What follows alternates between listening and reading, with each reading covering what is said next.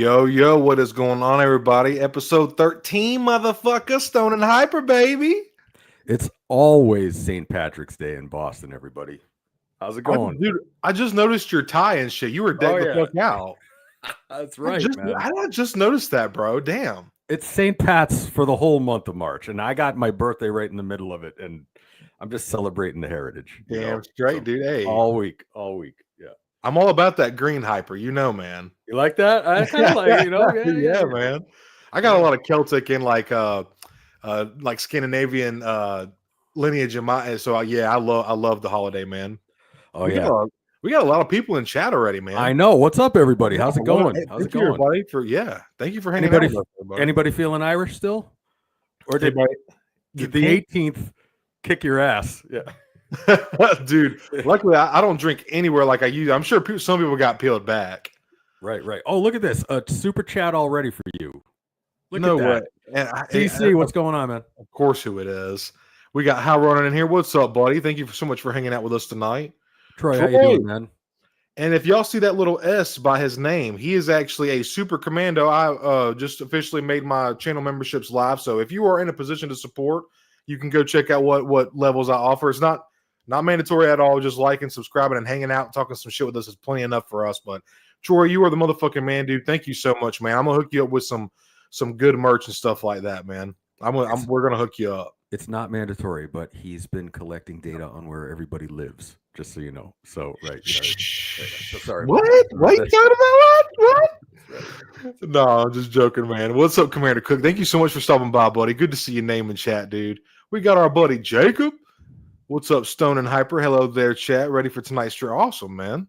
Star Wars Collective, Wilbon. Hey, everybody's here. Wilbon's already in here. Awesome.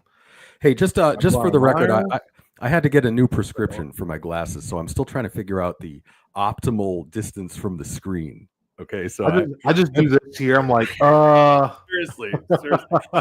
So I am about 6.5 feet away from the screen, and it seems to be good right now. So there's no way I could. So you're like farsighted. Oh yeah. Big okay. Time. See, I can't do that, bro. Oh, yeah. Brian, what's up, buddy? Thank you for hanging out with us tonight. We also got Galactic Artisan Customs. What is up, bro? I appreciate you hanging out, dude. Connor Calaruso. Oh, Celtic. Okay, I'm not a big. Now you and Hyper could probably talk like hell, man. I'm not a big sports guy, but I really just because they're Celtic. Oh, listen, Troy, Celtics. Oh, wait till we get to our Bantha bargains. I got some Celtics merch. Let's talk about. Yeah, that's right. All right. How many figures am I holding up? Oh Jesus. I can't even all 10. I don't know. All 10 and two toes. I can't do it. All 10 and 2 toes. Yeah, right. So Connor, thank you so much for 999. Oh yeah, dude, y'all are popping off tonight, man. Damn. Connor, thank you so much, buddy. I appreciate that so much, dude. Wilbon, what's up, man? Thank you for hanging out. Wilbon, I wanted to hit me up on Instagram, dude. I wanted you to let me know how much you want for that Star Killer you're going to bring to ICC, man. I appreciate that too, dude. Thank you for hanging out with us tonight, bro. Now, Wilbon, I saw your most recent video there, and you were at Ollie's, and I saw you walk by some good stuff. I'm just saying. I need some of them Joel Embiid figures, big time, from some customs. Oh shit! I saw you walk by him, and I think he said just the usual garbage, and I'm like, garbage? Wait, go back. Slop. Yeah, like I want this. I want this. Usual slop. That's right. And I'm like, slop. Hey, for customizers like you, man, that's gold, man. That's gold right there. That's gold. Those NBA figures, I'll tell you what. So, I've been having a lot of fun with those lately. So you get, whether you like the NBA or not, you get basketball jerseys, shorts, socks, Air Jordans, basketballs, and you also get, if you're really into it, every NBA player comes with splayed hands, like force hands, and they're just the right size. They're just the right size. So you could get 4 extra splayed Jedi hands. Damn straight. For what, $5? So don't give them a second look. I'm telling you, there's a lot of value in those figures, man. Hell yeah, dude. Yeah. Troy, thank you for the super chat, brother. I appreciate you very much. Everybody, I'm working on I'm working on getting Hyper hooked up with some stickers. I'm working on some stickers and some merch as well. So I'm going to get that to you guys very soon. Just a little thank you for all of what y'all do, man. Got Comrade Bobcat. What's up, guys? How's it going? Thank you for coming by, man. Oh, and by the way, let's not forget, we also have a figure giveaway tonight. Oh, that is right. Yeah, Hyper. We do have a custom Hyper figure. Drive. That's right. It looks awesome, dude. It's a pretty cool one. Yeah, I like it. And it's already boxed up and ready to go to the winner. There it is right there. So we are good to go. And I believe finally, after what seemed like a year and a half, didn't somebody just get their figure? Didn't Marcus get his stone? Yeah, dude, I think Jacob got hit. Yeah, everybody got their stuff, dude. That's what I was seeing people's videos and talking about. I'm like, dude, you just sent out like a bunch of care packages. Well, I had to, because I had a giveaway and I had to finally get that out to your family member. He loved it too, man. He did. Okay, good. Yes. I'm so sorry it took me so long. It just dude. Was what it was, you know. Yeah, Kuna Matata, man. Yeah. Kuna Matata, but yeah, no, we send out what we say we will. I promise, you know. And always, this one's fun. It's it's a little bit different. It's I think we've done 2 or 3 Mandalorians. This one here is a little different, so I think you'll like it. I'm sure. So. I'm excited to see who gets it, man. It's a cool looking figure. It adds some variety to your shelf. You can throw it in your cantina or wherever you want to, really, man. Right. Yeah.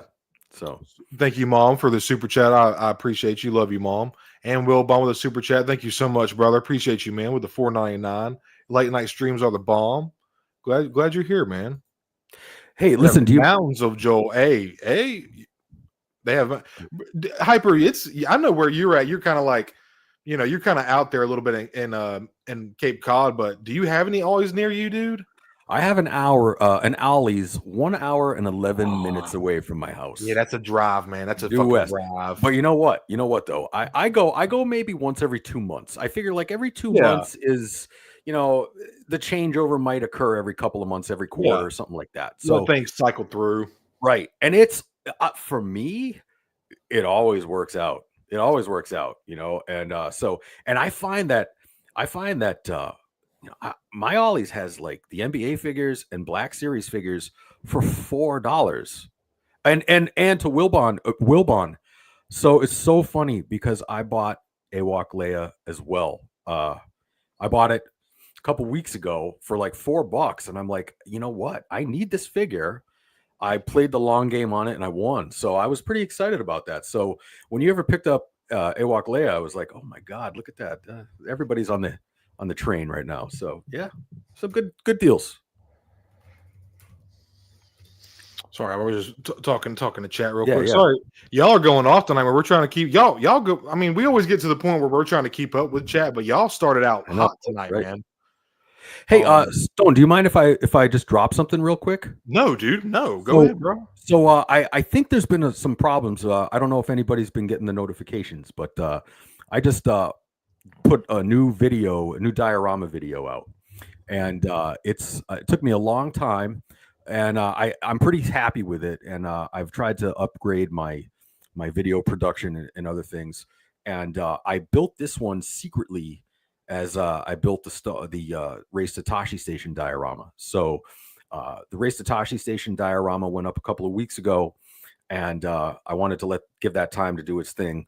But behind the scenes, as I was doing that how-to series, I built this other diorama called the Jundland Wastes.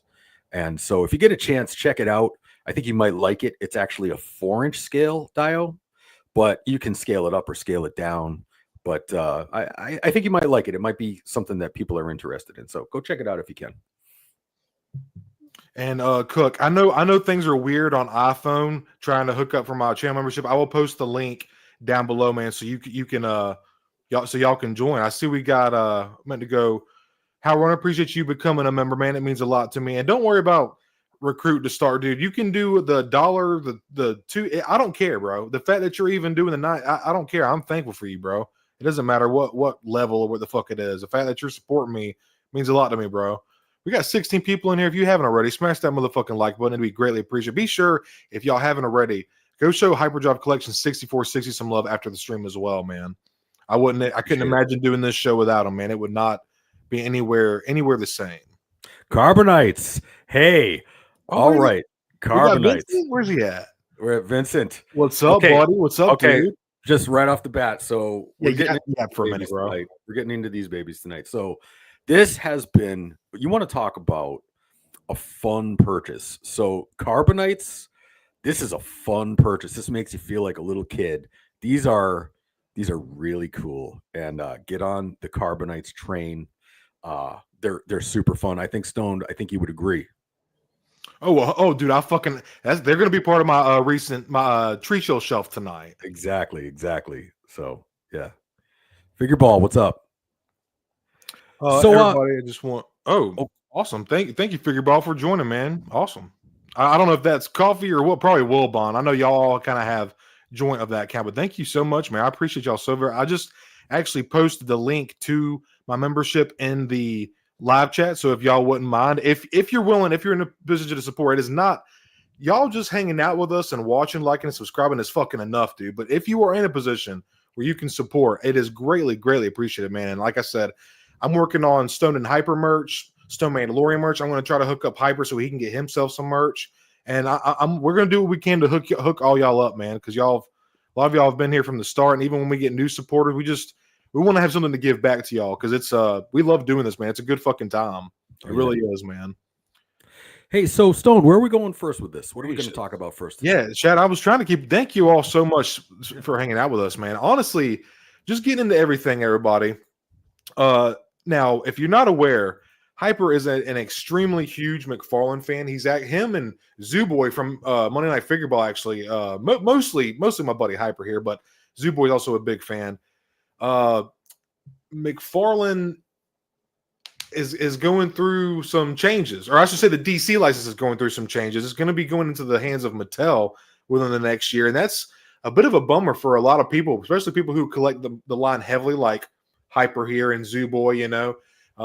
Going from a 7-inch line and a new company coming, there's just a lot. Like, could they be switching scales? There's a lot of things that people are worried about. But you have so many. Do I remember when you first showed me your Batman collection? I was just like, I was enamored, jaw on the floor. It was so badass. But I want to hear your opinions, because you've been a McFarlane collector for a long time. I just started getting my feet wet the last year and a half or so. But I'm really curious on your thoughts on this whole debacle, dude. Well, so I think, first of all, I'm a Batman McFarlane collector, and I stick primarily with the Batman. Can you hear me okay? Yes, you sound great, bro. Right, good. Okay. Yeah, so I'm primarily a Batman collector. First and foremost, I occasionally pick up another McFarlane figure, but I try to stick primarily to Batman. And so the thing I really like about McFarlane is the thing I really hate about McFarlane, and that is that even me as a Batman collector, sometimes I feel like, enough is enough. We have 100 Batmans of the same, essentially the same suit, and so you have to you have to be selective. I have to be selective about, okay, is this the right suit version, or next year is he going to release a better one on a better book of the same suit? So you have to sort of play this game, because I've got like 54 Batman McFarlanes right now, and the 55th needs to earn it. You know what I mean? Like the 55th one needs to earn its place. So I love McFarlane because he gives me Batman figures. I hate McFarlane because he gives me too many Batman figures. And there is the figure of the year. I don't think that's going to be topped for me. I'm calling that the best Black Series figure of the year. So damn. That's the best Black Series, the figure of the year. So, but having said all of that, I'm sorry to see the license leave McFarlane, because we're going back to Mattel, and I have some Batman Mattel figures. I'm not in love with them. They're okay. They're kind of sort of unspectacular. They're sort of a very mediocre offering, the Batman McFarlane, the Mattel Batmans. So I'm really hoping that they up their game. And say what you want about McFarlane, they had some weird scales, they had some weird articulation, but man, they really hit their stride in the last year with the capes. That now they're going into cloth capes. They're going into more standardized sizes. They seem to have sort of figured out the legs. And just as they hit their stride, now the rug is pulled from underneath them and they're going to Mattel. So I'm hoping that Mattel has sort of figured out that, we want a good quality articulated figure. We don't want mediocre. Mattel gave us so many mediocre DC figures, in my opinion, over the last, the several years that we don't want to go back. We don't want to take a step back. So I'm hoping that Mattel learns from the successes of McFarlane as well as its failures and continues to offer us a good selection. I would like personally to see the 7-inch scale remain. I like the 7-inch scale. It's different. It offers something different. It's not trying to be a 6-inch collection, and I like that. Well, what do you think, man? So obviously, when I was collecting, when I had Mattel DC figures, I didn't know it was fucking Mattel or what the fuck ever. I just liked the figures, But being older now and just action figure technology and engineering has come so far in the past 5, 10, 20 years. When you look back at those Mattel DC figures, they were kind of rough, man. There was a couple of them that are like decent. It's fun to have them on your shelf, but when you look back, there was a lot of rough looking, like the Batfleck. There's one Batfleck Batman version of Ben Affleck, and it's like the cowl is so thick, it looks like comical. It's like a cosplay, like a figure of a cosplayer or something. Like it does not look good. I know that figure. Yeah. And I think they updated it, right, Hyper, and they made another one that looked better. Yep, they did. But and still, Mattel did some nice DC figures. They did, but they were kind of few and far between. At the very end of the line, they had like a red box. What was it? Red box line at the very end before the license went to McFarlane, and they had some really nice what they call collect and connect figures. Yeah. I really like some of the last ones were really good. And I was encouraged, and then boom, went to McFarlane.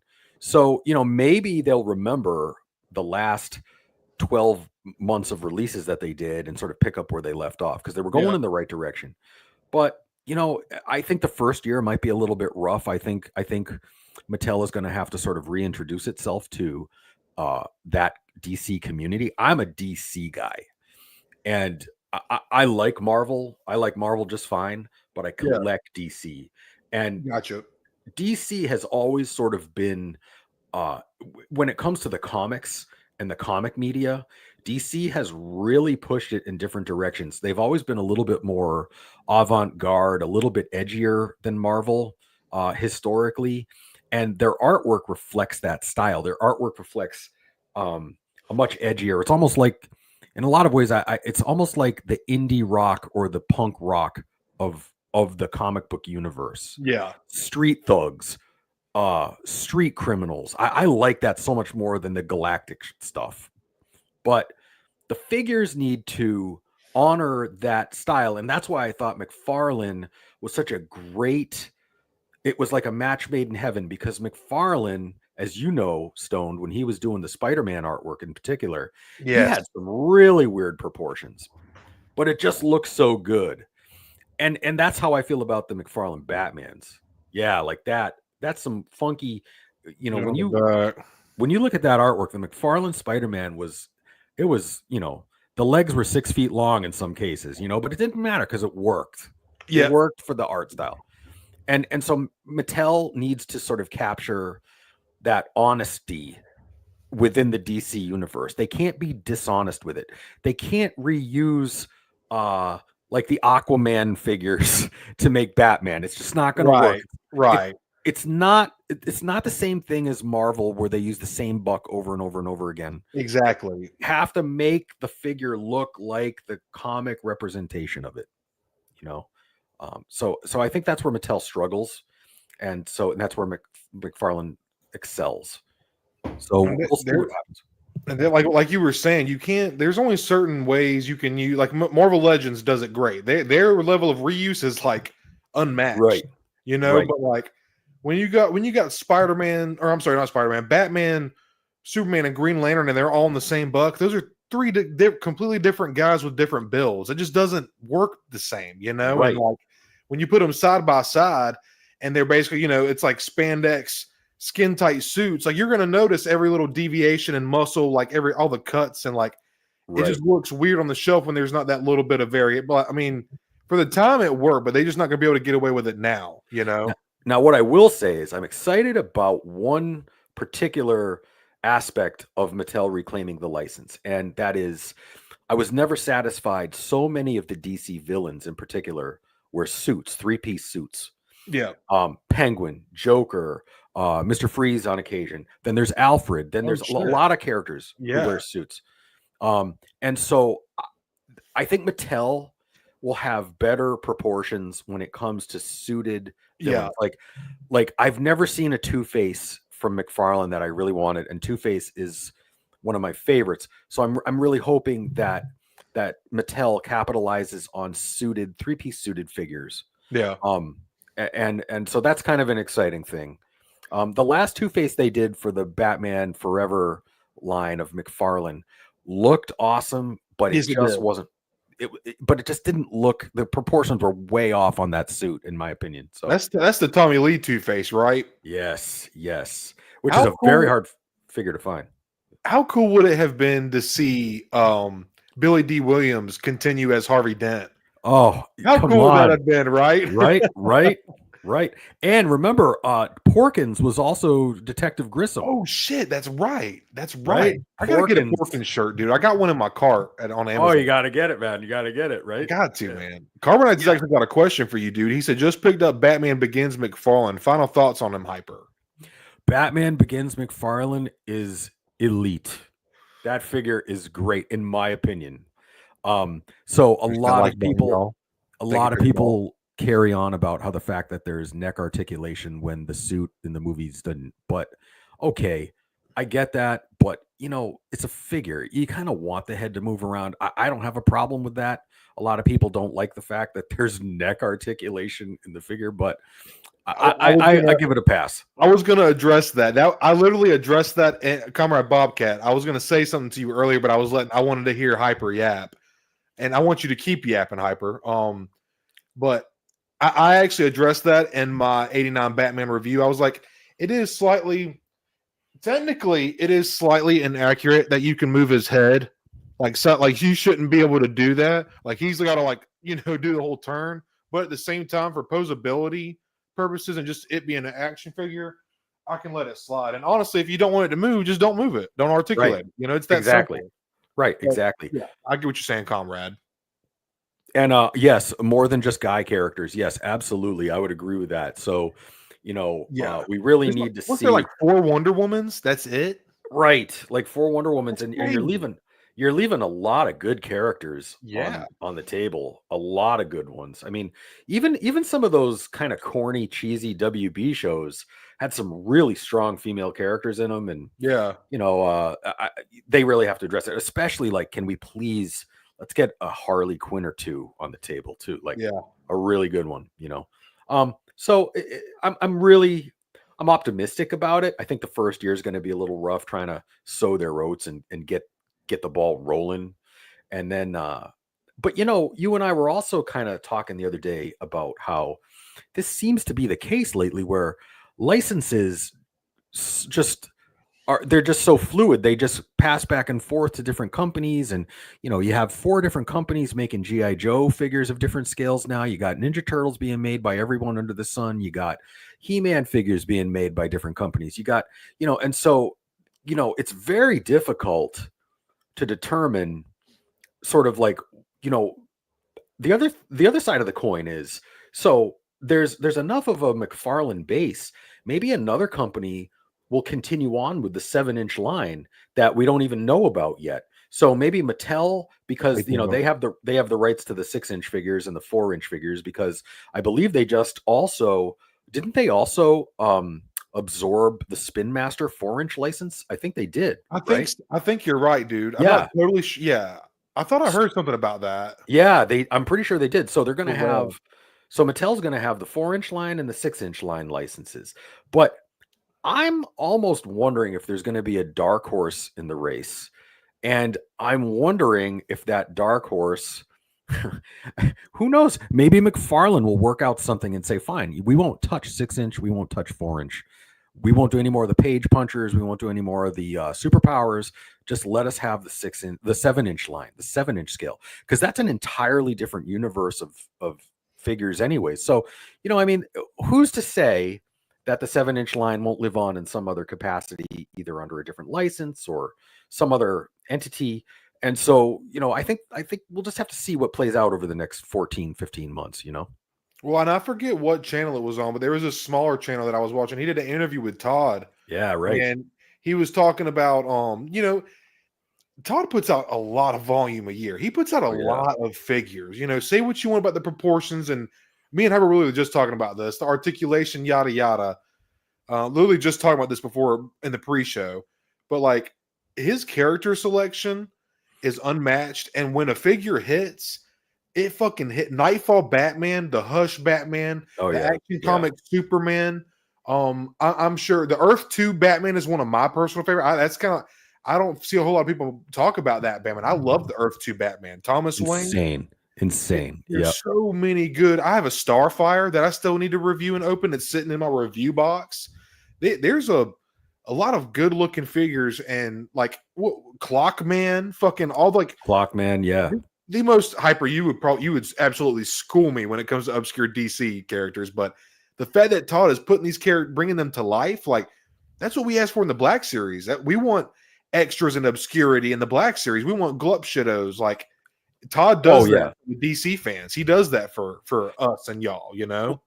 I think another thing, I wonder hard about this. So maybe Todd McFarlane saw the writing on the wall and said, we lost Henry Cavill as Superman, right? We lost a very promising continuation of Batman versus Superman. We lost a very promising continuation of other really promising DC movies that came out over the last couple of years. And now all of those actors are no longer part of the DC universe. And maybe Todd's going, I don't want to live through another reboot. I don't want to live through another conglomeration of confusion. And so, maybe it was the right time for him to get off. I wonder about that. Sometimes I think licensing in movies are the predominant factor on whether or not a company bites on a license, right? And maybe the content that DC Entertainment has coming out wasn't up to his par, and maybe he said, I'm out. This is not the quality or the content that I want to create, and if I have to, I'll put my foot down and leave because I don't think it's going to be popular. I think the biggest mistake that the Snyderverse made and all of that was, you got to be kidding me. Henry Cavill is Superman. He was the best Superman of my life, and I'm including Christopher Reeve, and Henry Cavill was the shit. Yeah, right? He was, man. And you got to be kidding me. Like, you can't keep him, especially at the end of Black Adam when he does the confrontation. That is one of the coolest superhero hangers of all time. And then like 2 days after the movie comes out, they're like, oh, we shit canned Henry Cavill. And it's like, you know what it's like? It's like the Razor Crest. Oh, we're going to release the Razor Crest. Everybody buy the Razor Crest. Oh, guess what? Next episode. Right. They Henry Cavilled us. Like that could be like an adjective, dude, yes. But I do think that McFarlane looks at that stuff. That's why he got out of Spider-Man back in Marvel, because he didn't like the way Marvel was treating his Spider-Man. So he said, fuck it, I'm out. I'm going to create my own character, Spawn. And then Spawn, that was it. The fuck up. Right. And so I think that Todd is like always 3 steps ahead. I think he really is. Wasn't it Todd that got Spidey out of the black suit? Yes, it was. He was like, what are you guys doing? He should be in his classic suit. He never liked I fucking love the symbiote suit. Don't get it twisted. It's one of my favorite costumes. I have like 7 or 8 Spidey figures, something like that. I love the black costume, but Todd's never been a fan of it. So I'll tell you what. So back in the playground, back in '84, I was in junior high school, but whatever the playground was, like at the cafeteria, whatever, middle school. in '84, when Black Suit Spider-Man came out, there was a lot to say about that at the cafeteria. I promise you that. That was big talk. That was earth-shattering. And I gotta be honest. I'm a red and blue suit Spidey guy. Now, I've got love for symbiote Black Spider-Man, Fair Secret enough. Wars, Yeah. but I'm red and blue all the way. And so yeah, Todd. That is Spider-Man. Red and blue is Spider-Man. Right, exactly. Yeah. And so then so I think that maybe Todd has other properties that he'd rather explore. And I for one, listen, Todd, What, I'm gonna Star get real Wars? with you. I'm gonna get real with you for a minute, Todd. Well, I don't think he'll touch Star Wars with a 10-foot pole, but Todd, if you ever see this, I swear to God, you better not let that Warhammer license go, because that shit is nuts. I love those figures. I buy those figures and customize them. Dude, Todd, don't do this to me. Don't do it. You don't touch that Warhammer license. I swear to God. Oh, damn it. So there you go. But anyways, dude, I love this ramble that you're going on. I fucking love it. I want you to yap it up. I don't mean to cut you off. Oh, I think my damn Stone and Hyper mug is in the damn sink. I meant to have it. I seen yours. I was looking for, I had to go more generic tonight. I didn't, a little quick coffee cup. All right. Well, that's a beauty. There's nothing wrong with that. Well, thank you, sir. Thank you. Yeah. But no, I'm rambling. Just tell me to shut up. Shut up, Hyper. Yeah. How dare you? I want to listen to you yap some more, dude. Right, but I wanted to jump in. There's a couple questions from chat. Mama Amanda wanted to know, do they have Poison Ivy in McFarlane DC Multiverse? I don't collect non-Batman characters. I believe I've seen a Poison Ivy. I feel like they do. I'm not super knowledgeable on McFarlane either, but yeah. That's had a question too. You know what? No, they did one of the. So there's a subline in the McFarlane, and it's the animated universe, the the Batman animated TV show. That's right, the '90s. They did some characters, and there's like an Alfred. There's one of my all-time favorite figures I own is the Scarecrow from that line, and they did a Poison Ivy for there. Yeah, they did. That's right. That's right. It's an animated one, and it is awesome. But good luck. It's very expensive. And then Carbonites was asking, was DC Mattel 7 or 6 inch? 6 inch. They did 6 inch, and like they had some good figures. They did. To be honest with you, I'll tell you what. Like I never watched the Aquaman movies, but I fell in love with a couple of those. There was like some sort of fish guardian. They were like the temple guards of Atlantis, and they were super cool looking. I never bought one, but I was eyeballing those for a long time. I thought that would be a cool army builder. And, the 6 inch scale worked beautifully with Star Wars and other stuff. But, there was a 6 inch line. Comrade, yes. Todd McFarlane did co-create Venom. That's right. Yes, he did. That's right. That's right. So, Venom is such a badass fucking character. He's partially the reason that I even have Black Spidey, so. Right. Now, McFarlane, Todd the artist, Todd the businessman and the toy creator, and Todd the artist, they're kind of like a Jekyll and Hyde. They're similar but different. Todd has always pushed the art of the comic far. Like he pushed it. You cannot understate how definitive his artwork was when it came out. It was unique and different.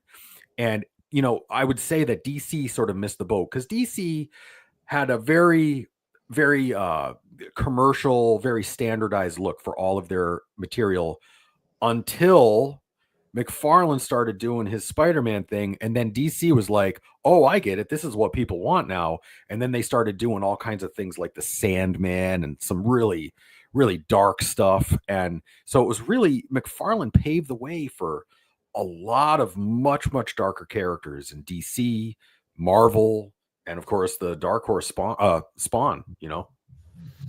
I see we got 22 people, 21 people in here. If y'all haven't already hit that like button, very much, I appreciate it. And also after the stream, if you haven't yet, if you're new here, be sure to check out Hyperdrive Collection 6460 after the stream. He posts awesome content as well. We're actually going to get in to show a little bit of Hyper's custom work later tonight, so y'all stick around for that. I'm really excited to let him show that off. Yeah. Darth Moocher says, hands down, the Rebirth figures were some of the best. Too bad I won't be able to finish off the Justice League. Rebirth was a tight line. That's true. That was good stuff. They were expensive though. I in my area, you could not get those out, at retail. That was like instantly all the scalpers got their hands on those, and they were a pretty penny. That's what happens. Yep. But yeah, is there anything else you wanted to end on with that, dude? Any final thoughts? Like, so yeah, I will say one thing, and that is, if you are looking for some really interesting, different McFarlane DC multiverse figures, and zombies and vampires are your thing, you got to check out DC versus vampires figures. Those figures are they're really cool. They're gross. okay, They're good. They're never heard of bloody. that. So they basically vampirized Batman, Shazam, Robin, Superman. The Superman one is insane. Like, it's the Joker is awesome. So they took like the 7 most popular DC characters, and they made this comic book called DC versus Vampires. And then McFarlane made the vampire figures. And so at Halloween time, we'll dive deep into my vampire Batman collection. But they're awesome. They're really awesome looking figures. So, just to spice up your shelf a little bit, if you want to grab some McFarlanes before the license expires, I'd get those, because those are probably going to shoot up. And we got to keep in mind too, it's still going to be like another year or so before the license ends. So like, Right. Todd can put out a lot in that amount of time. And he even said, I forget the name of the channel, I wish I could remember. But he was doing that interview with a smaller channel. It was actually kind of cool to see him and dude, he didn't like act rushed, or he like looked the dude. Todd is a fan. Todd is literally just a fucking nerd like us. Like, he has a respect and a passion for the shit. And anybody else who he sees has that passion too, he's going to give the time of day. You know what I'm saying? But he was doing the review, and he was saying, he's like, I'm always going to be in the DC business. Like, so that, whether or not that's 7-inch figures or statues or whatever it may be, it may not be action figures per se. Todd's always, he said as well, he's always going to be putting out some kind of DC stuff. So, and on it real quick, dude, the statues that he's been putting out, the like 1/6 and the 1/10 scale statues, like he's got Daredevil coming out, Cyclops, X-Men, a new Storm in her black outfit. Like, those little, I love those statues so much, man. Like, he calls them pre-posed figures. I think that's so fucking funny. Right. Yeah. It's a statue, Todd. It's called a statue. I love it. I know. And these pre-posed figures, they just look so sexy. I love Todd. He's awesome, man. So, Legend. I've seen those. I did pick up a couple. I got the Captain America one, and I got a Wolverine, and they are awesome. I'm going to give them to my boys because they're huge into that type of. They're not into the figures as much anymore. They like the statues and things, So I'm gonna give those to them, and but yeah, those are really cool. Really cool. And by the way, so Carbonites, if you're listening, and I think he's still here. I see him right there. Yeah, so he's still here. I'd love me some little Batman Carbonites, I'll tell you that. Or as we might have to call them, Bat of the Night figures or something like that. You got to get Carbonite into a whole new lane, dude. Right, exactly. Oh, if you imagine little DC Carbonites, that'd be fun. That'd be cool. I think the one last thing that I wanted to touch on real quick before we move on to the next segment, I'm a big real quick. I just want to show y'all something. Y'all can see my Mattel collection right here with all these dinosaurs. Oh yeah. So with that being said, Mattel has been putting out some really good stuff the last couple of years. So like, now whether or not they get the license and they keep up the 7-inch figures, which would be kind of cool, because then at least you could keep collecting and it would like stay in scale. You could keep it with your McFarlane collection, but the odds of them doing 7-inch is a weird scale. There's so many scales out there. You got 3 3/4, 6-inch, 7-inch, 8-inch, 10-inch, 12. There's so many scales out there, but 7-inch has always been like kind of there's a couple other lines that have 7-inch scales, but not many, man. Have you seen? His brother's been asking for Batman Carbonites too. All right, there you go. Or would you call it hyper? Bat of the Night. Bat of the Night. Bat of the Night. Bat of the Night, or Bat that's Noir, clever. or That was something cool. like that. Yeah. Yeah. But That's clever. hey, so the thing about the 7-inch is Justice blocks. yeah, right. Has anybody picked That's up funny. any of the McFarlane 7-inch scale Batmobiles? Because those are out of sight. I want the Keaton one so bad, dude. It's insane. I don't own any of them, and I keep putting them in my Amazon cart, and then my wife deletes it like right away. She's like, delete. She's like, no, you're not putting them fucking. Isn't the one 20, that comes with 30 the inch. What? How, you know, what? No, she's like, you're not putting a fucking 30-inch Batmobile in my kitchen. fucking house. Yeah, right, exactly. But the one that absolutely blows my skirt up is the Batman and Robin one. That's not even my favorite Batman. Oh, it's a cool design. I got to give it that. I just have nostalgia for '89. Oh, of course, everybody. Yeah, but man. I mean, talk about. I mean, I watch some of these YouTube videos of the guys who have all of them. Yeah, and I'm just like, oh my God, those are so cool. But yeah, the 66's design is cool too. The Adam West design, yeah, man. Oh yeah, for sure.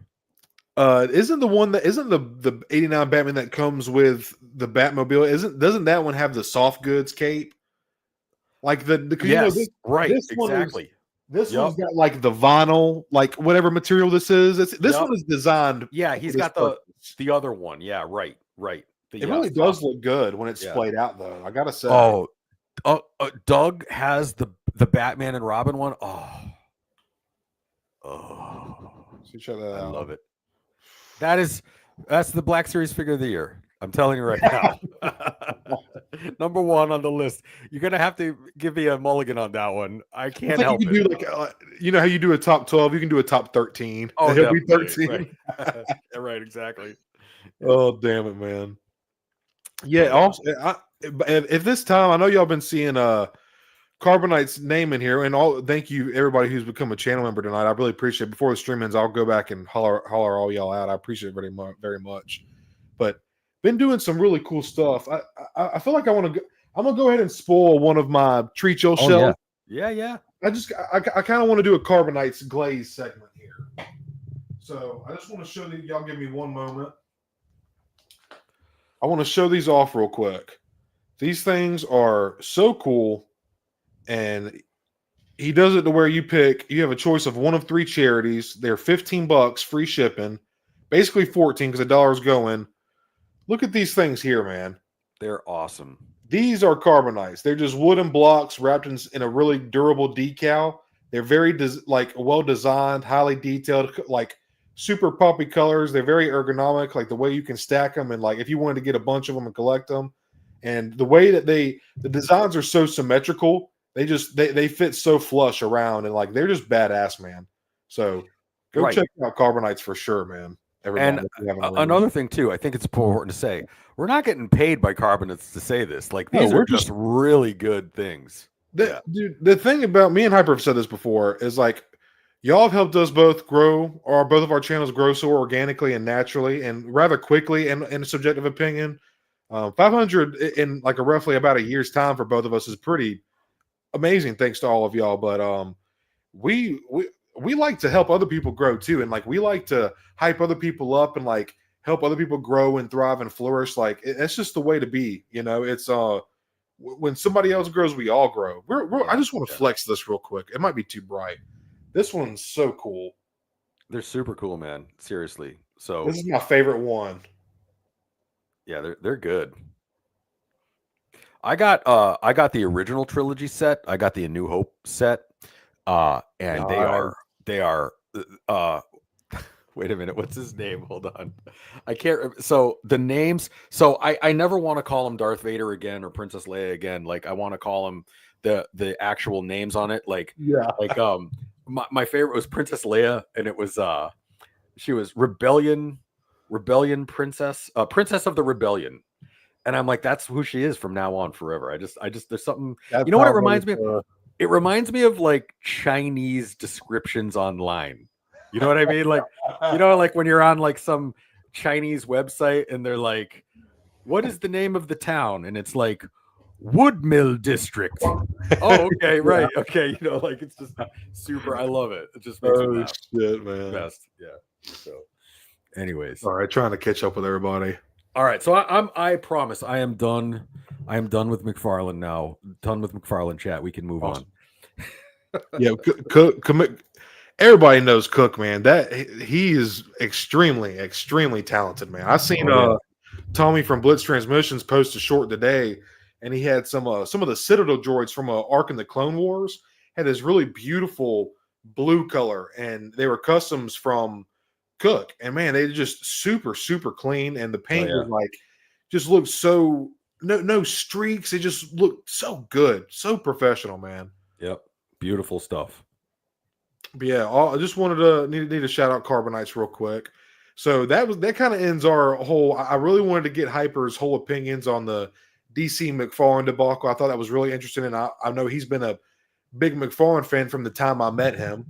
And I think next, real quick, because we also have there's a lot of Black Series polls going on right now. We got Monday Night Figure Ball Boys running the poll, Lucanus Monsters running the poll, and Tommy from Blitz Transmissions, like I just mentioned, he's also running an all Clone Trooper poll. So I wanted to go through those with you, Hyper. I'm not sure if you've gotten on there and voted, because I know you're still kind of like in between with your work and stuff like that a lot. It takes a lot of time for you to – I know you have to catch up on everybody's content and such. I haven't done any of the polls, but I'm very interested to hear them for sure. And dude, when you'll see what I voted for, because obviously it'll show you what choice I made. But when we go through, I'll ask you which one you would have picked, and like – They're winding down, man. Like the polls, I think they're on their. I think this is the final or the semifinals. I think for everybody, I'm not sure, but they're winding down. What's so funny is historically, Stoned and I have we think we're on the same page, and then like we'll basically pick the exact opposite every single time. It's outrageous. I know, love it. Outrageous every time, right? Like I don't know how we do it. It just makes for interesting. I just love it. I just love it, dude.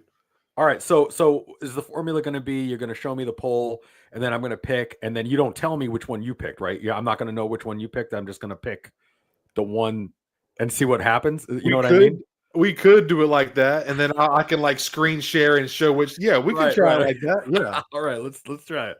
So I did just want to mention we're getting I don't know if you knew this about this, Cyber, but we're getting a Hasbro Fanstream here in the end of March, but coming before Celebration, which is May 4th in Japan this year. Right.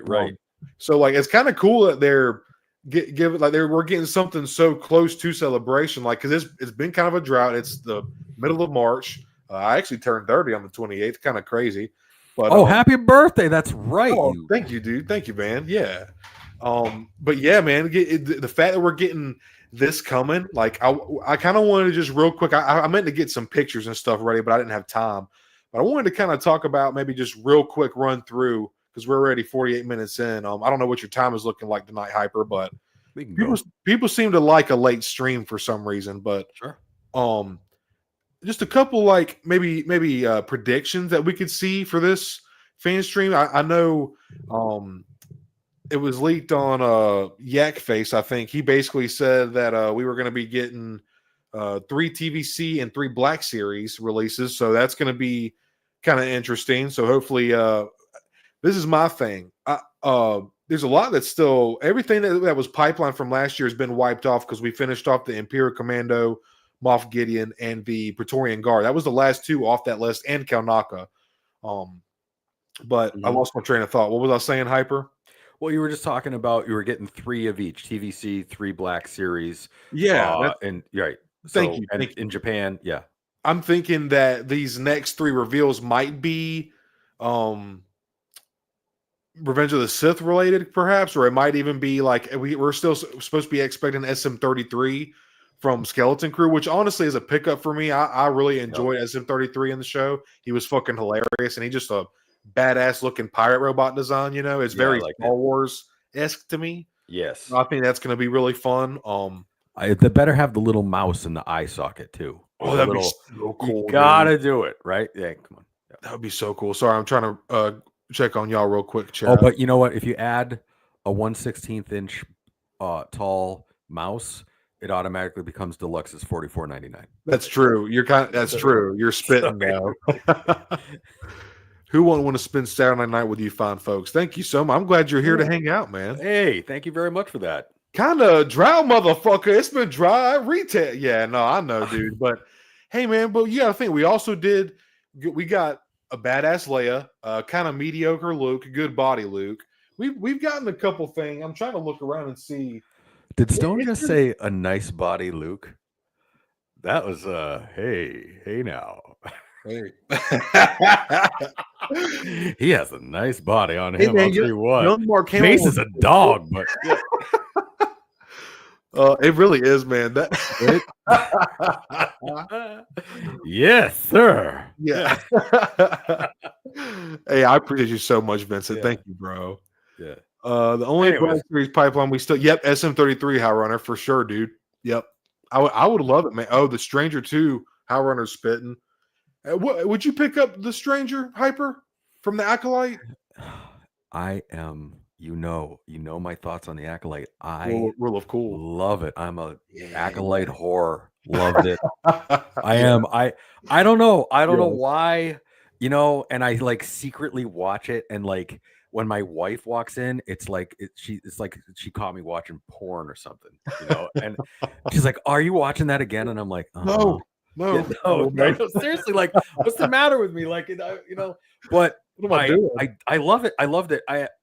There's something about Jedis, like interesting Jedis, and story be damned, right? Story be damned. Yeah. I loved the helmet. The Stranger's helmet. I loved him. I thought some of the fight scenes were cool. Like, is it the greatest thing I've ever seen? No, but I'm gonna pick up every figure. And those figures, all those figures will get. Endara is a good lacking of paint. Endara, but Jeki, badass figure, lots of paint. Soul, badass figure, decent paint, cool deco. May, cool ass deco, loaded with paint. Those were all fine figures, man. The show that just really hit on a sour note with a lot of people, and that really impacted sales, I feel like, with the toys. But those are good fucking figures, and I enjoyed the show too, to be honest with you. With one glaring exception. That Kelnaka figure is a dog. I don't know. There's something about that face. It does not look like Kelnaka. So, Hyper, I meant me and you were talking about this a couple weeks ago. And I think did you watch Nate's review out of the basement? I did. And when he might be having him on a stream very soon. Nice. I'm excited. I might try to get him on here too, actually. Oh, yeah, that'd be great. I think that would be kind of cool, yeah. But the whole thing with that figure. So I remember he put the comparison photo up from him when the Wookiee is sitting down. Yeah, and I'm like, that's not the same. No, it's the design is so epic. I think we've all like thought of the idea of a Wookiee Jedi because of Gungi from the Clone Wars and just the idea of a Wookiee Jedi, right? But I think Nate kind of said it. If you look at his eyebrows, it's almost like the eyebrows kind of throw off the face because if you get a chance, go back and look at that review, and he kind of explains it, and he pulls up the side by side, like you said. And when you kind of see the eyebrows I think they're like too low or maybe too high. He's kind of got like bushy eyebrows, and even the color, he's a little bit more of a lighter color. I don't know, but the tattoos on the side of the head where it's shaved, that shit's kind of badass. It's awesome. It looks awesome. That part looks awesome. Cool, but I feel like did Hasbro like just farm that out to Wish or something? Because it doesn't even look like I like when you order something off Wish and it's almost what you want. And that's how I feel about Kelnaka. It's like almost the figure I wanted, almost the figure I'm going to pay $33 for, but I don't know. I just What do you think about a vehicle coming, Hyper? Because I was seeing Darth Moocher's comment in here, and he was saying he's hoping for a Black Series vehicle soon. And the ATRT, a couple people saying ATRT. I think Darth Moocher and who else was it? Yeah, and me and you have talked about this too, Hyper. Galactic Artisan Customs. An ATRT would be the stat. I still need to buy it. Don't fucking judge me. I'm working on it. I'm saving up for ICC, but I got to get the stat. But I feel like the ATRT would just be. I feel like they would knock that out of the fucking park, dude. So I'm gonna pass on vehicles unless Oh shit. they're like epic must-have vehicles. ATRT Yeah. isn't doing it for me. So I feel you, now, dude. now That's I cool. want them to make it. So because I know that's going to be one where everybody wants it because everybody has got the clones for it and all of that. And Yep. I'm there for you guys. I 100%, don't dude. I don't want them to not make it because I don't want it. Like I want everybody to get that. Because I'm gonna I don't want it, you can't have it either. That's right. That's the culture. That's the Imagine, culture. dude, can you imagine being that kind of collector? No. Fuck them. Right, exactly. Not here, ladies and gentlemen. Right. Not So with me and right, Hyper. if McFarlane isn't making Batman, ain't nobody getting Batman from now on, as far as I'm concerned. So yeah, that's crazy talk, when people say those types of things. But no, I'm there for everybody who wants that. I would vote for it, and God bless. I don't have the room, and it's a vehicle that's less important for me. So Yeah. I'm kind of holding out for like stuff that they would never make, but if in the event that they do, I've got room for it. Like that's kind of where I'm at right now. Yeah, and dude, you've been collecting for so long too. Like you have to be really picky because you're limited on space, man. You don't want to buy something and just throw it into a bin. Like, Right. and Hyper just hooked up like a lot of us in the community with like with some really cool stuff, man. I Oh well, got some really fun stuff for Treat Your Shelf tonight, man. All thanks to Hyper, really. You doubled my pickups. think nothing of it, my good man. It's just another day here at Hyperdrive Collections. Always But giving no, it to me, man. Chill. no. Listen, Matter, man. really. Here's the thing. So you get to a certain age, and I'm not, I'm in my mid 50s, whatever. But I don't have room for a lot of stuff anymore. And there comes a point where you're like, oh, I could put it on eBay, or I could do this, or I could do that. And I'm like, Yeah. so with the eBay fees and all of the nonsense that you have to go All that through, hassle. returns and all that, you know what? I would rather, like, when I find out that somebody really is into whatever, and I've got it, and I want to get rid of it, I'd rather just give it to them. Like, just pay for the shipping or split the shipping or whatever. It doesn't matter. Yeah. Like, and because at the end of the day, oh, by the way, if you do a lot of eBay selling, then you got to report it on your taxes, and you don't make a dime anyways. So Yeah. it's like, well, what am I doing? Why would I do this? Yeah. Make $18 on something that cost me 200, and then lose it all in the taxes anyways at the end of the year. So I'm like, why not? So, Star Wars Collective, he's got a penchant for Darth Malgus, and you have a thing for Wolverine. So I just that's what I do, So whatever. Little quick sneak peek for Treat Your Shelf later. Just a little, dude, I like seriously, man. I don't mean to get all mushy, but I am so flattered every time you send me shit. I don't think you realize how cool it is to me, man. Like you really hooked me up. These two versions specifically. Okay, this I can't say anything yet. I can't say anything yet. But he sent me 3 Wolverines. There's 2 of them that I've been wanting these versions for since I started collecting 3 years ago. So badass, man. And well, yeah. I'll thank you again later, of course. Oh yeah. So no, absolutely. The comment there. Yeah, GI Joe, the vehicles. If you have not seen a GI Joe classified vehicle, you have not seen a 112 scale vehicle, because these things are. I own the snow speeder, and it's good. The snow speeder is very cool, but like I own one of the GI Joe Jeeps, and it is remarkable. Like it is just incredible. And it's got the real rubber tires. It's got suspension, like, all of it. It's got all of it. It can be a convertible. It can be have a roof on it. It's got all different kinds of detachable mud guards and flaps and everything. And you're like, yeah, dude. they can do this if they want. Like, clearly they can do it. Like the GI Joe team is like, hey, this is how you do it. Oh, and by the way, like, it's under $100. I bought mine for like 85 shipped, which is reasonable. Yeah, reasonable. I think so too. Yeah, that Jeep is fucking badass, man. Right. And like what? I'm even a Almost GI Joe guy. Oh, the Jeep is incredible. But like then you compare it to the snow speeder, which, by the way, oh, by the way, it came out what, 8 years ago or something, and it was at retail $160 or something, you know, and you're like, Yeah, why? 2018, I think. 2018 or something? Yeah, I mean 6-8 years ago. And you know, and you're going, okay, so wait a minute. So this unbelievably cool GI Joe vehicle is $85 shipped to my house with a figure. And you know, 8 years ago I paid more than that, almost double that for the snow speeder. So, you know, I feel like there's some disparity there with Hasbro. Like they have to figure it out. Like, you know, I get it. I get stuff is expensive. I get licensing is expensive. I also get that Hasbro is railroading us on a lot of things, you know, and the vehicles are going to be one of those things where they're going to just absolutely, they're just going to absolutely take us down. These vehicles are going to be so expensive, you know, and I'm out. I'm out because I think an ATRT is still going to be $100 with a figure. You know, it's probably going to be around $100.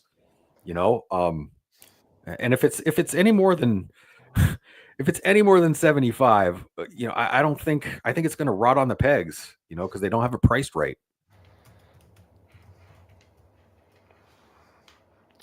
I was just trying to type up a banner real quick here because this kind of falls into something you were talking about a couple weeks ago, man. And I just feel with this, we just made that. I just threw this segment in real quick. This wasn't even planned. Action figure Right. price hikes because I have a big bad shirt sitting over here. Oh yeah, you gotta revisit that statement, man. Yeah. I wanted to talk to you because a couple months ago when the Maximum Spider-Man came out, you were telling me, and I was like, I just you were very wise when it comes to the collecting game. You've been in it. You've been in the game. You've been a part of it. And you were telling me a couple months ago when like you said Stone, Cody, whatever you said this is Hasbro seeing what they can push and what they can do, and that this is a sign that prices are about to go up across the board probably eventually. And I was like, yeah, it'll probably be a couple years though, I would think. And you're like, yeah, maybe so, but who knows? Getting to the point, Big Bad. Obviously, stock Hasbro Black Series, we know $24.99, $25. On Big Bad, they do the dollar surcharge, like so it's $26. The Commando Droid, Bakara, and I think Prince Zizo, I forget, a couple figures are now $27, $28. They knocked it up $2-3 more dollars. I don't want to get too political, of course, on here. That's not why we're here. We're here to talk about toys, but we can't talk about toys and not talk about the tariffs that are going on. Right. The tariffs are going to highly affect how we import our action figures because they are from China.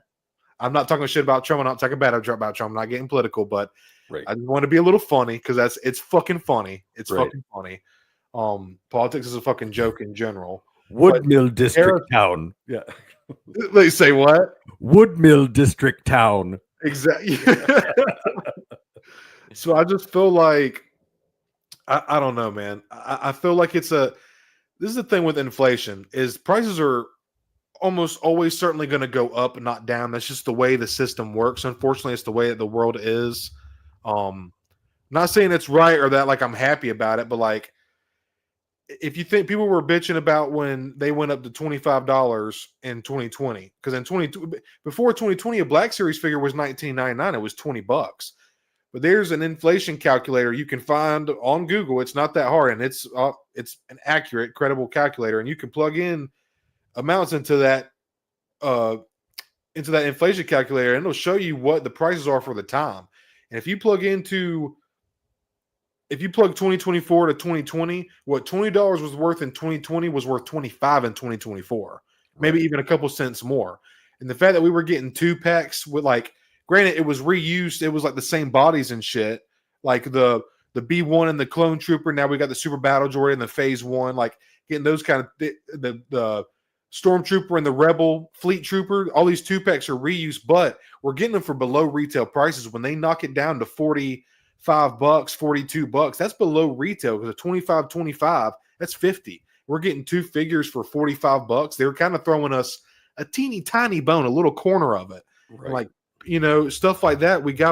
They have to do that to keep funding the line. And honestly, though, the line is in a really good place, dude. The fact that we're getting, I've talked about this with a couple in chats of other streams, man. I've said this to you. Sounds to me like Sebulba, Luminara, and Shakti, Those 3 figures to me are a sign that so much more is possible in this line. There are Right. people that thought we would never get Shock T because they thought it would, man, that would be a $45-$50 figure with all those paint apps. Right. Here we are, and she's got amazing looking. Granted, not in hand yet, but from the promo pics and like the like I forget it was SDCC or where, not SDCC, some other con where they had in hand pics, like they were in the glass case. Right. Those Falcons look good on both Luminara and fucking Shock T. And Sebulba is rad looking. The way he can actually sit on his back legs, it's really the engineering for that is just crazy to me, dude. Hey, by the way, Doug is absolutely right. Price hikes are not tariffs. That's absolutely true. No. But Hasbro will use the tariffs as I should have specified. My bad. Right. Price hike propulsion system. Yes. And another thing about tariffs is that is entirely the consumer's responsibility. We paid the tariffs. Right. That's something else. I should have clarified that, Doug. Thank you for saying that. That's a very, very good point. Thank you. I prefer help me clarify that. Price hikes are not because of the tariffs. That was happening far before. That has always been a thing. Right. All right. I'm done. I'll get off my soapbox now. But yeah, getting back to the Sebulba, that's a really cool looking figure. I don't think you're ever going to see that hanging on a peg anywhere. I don't know. That just seems like it's going to be gone in an instant. I hope they do it fan channel. I hope they do it so it's not hard to find. Which, granted, the last couple of years, Walmart exclusives have been really easy to get. Other than Fives, that Clone Trooper, that's the only one that I've had trouble getting. Everything else from Walmart has been fairly easy for the most part. Right? Yeah.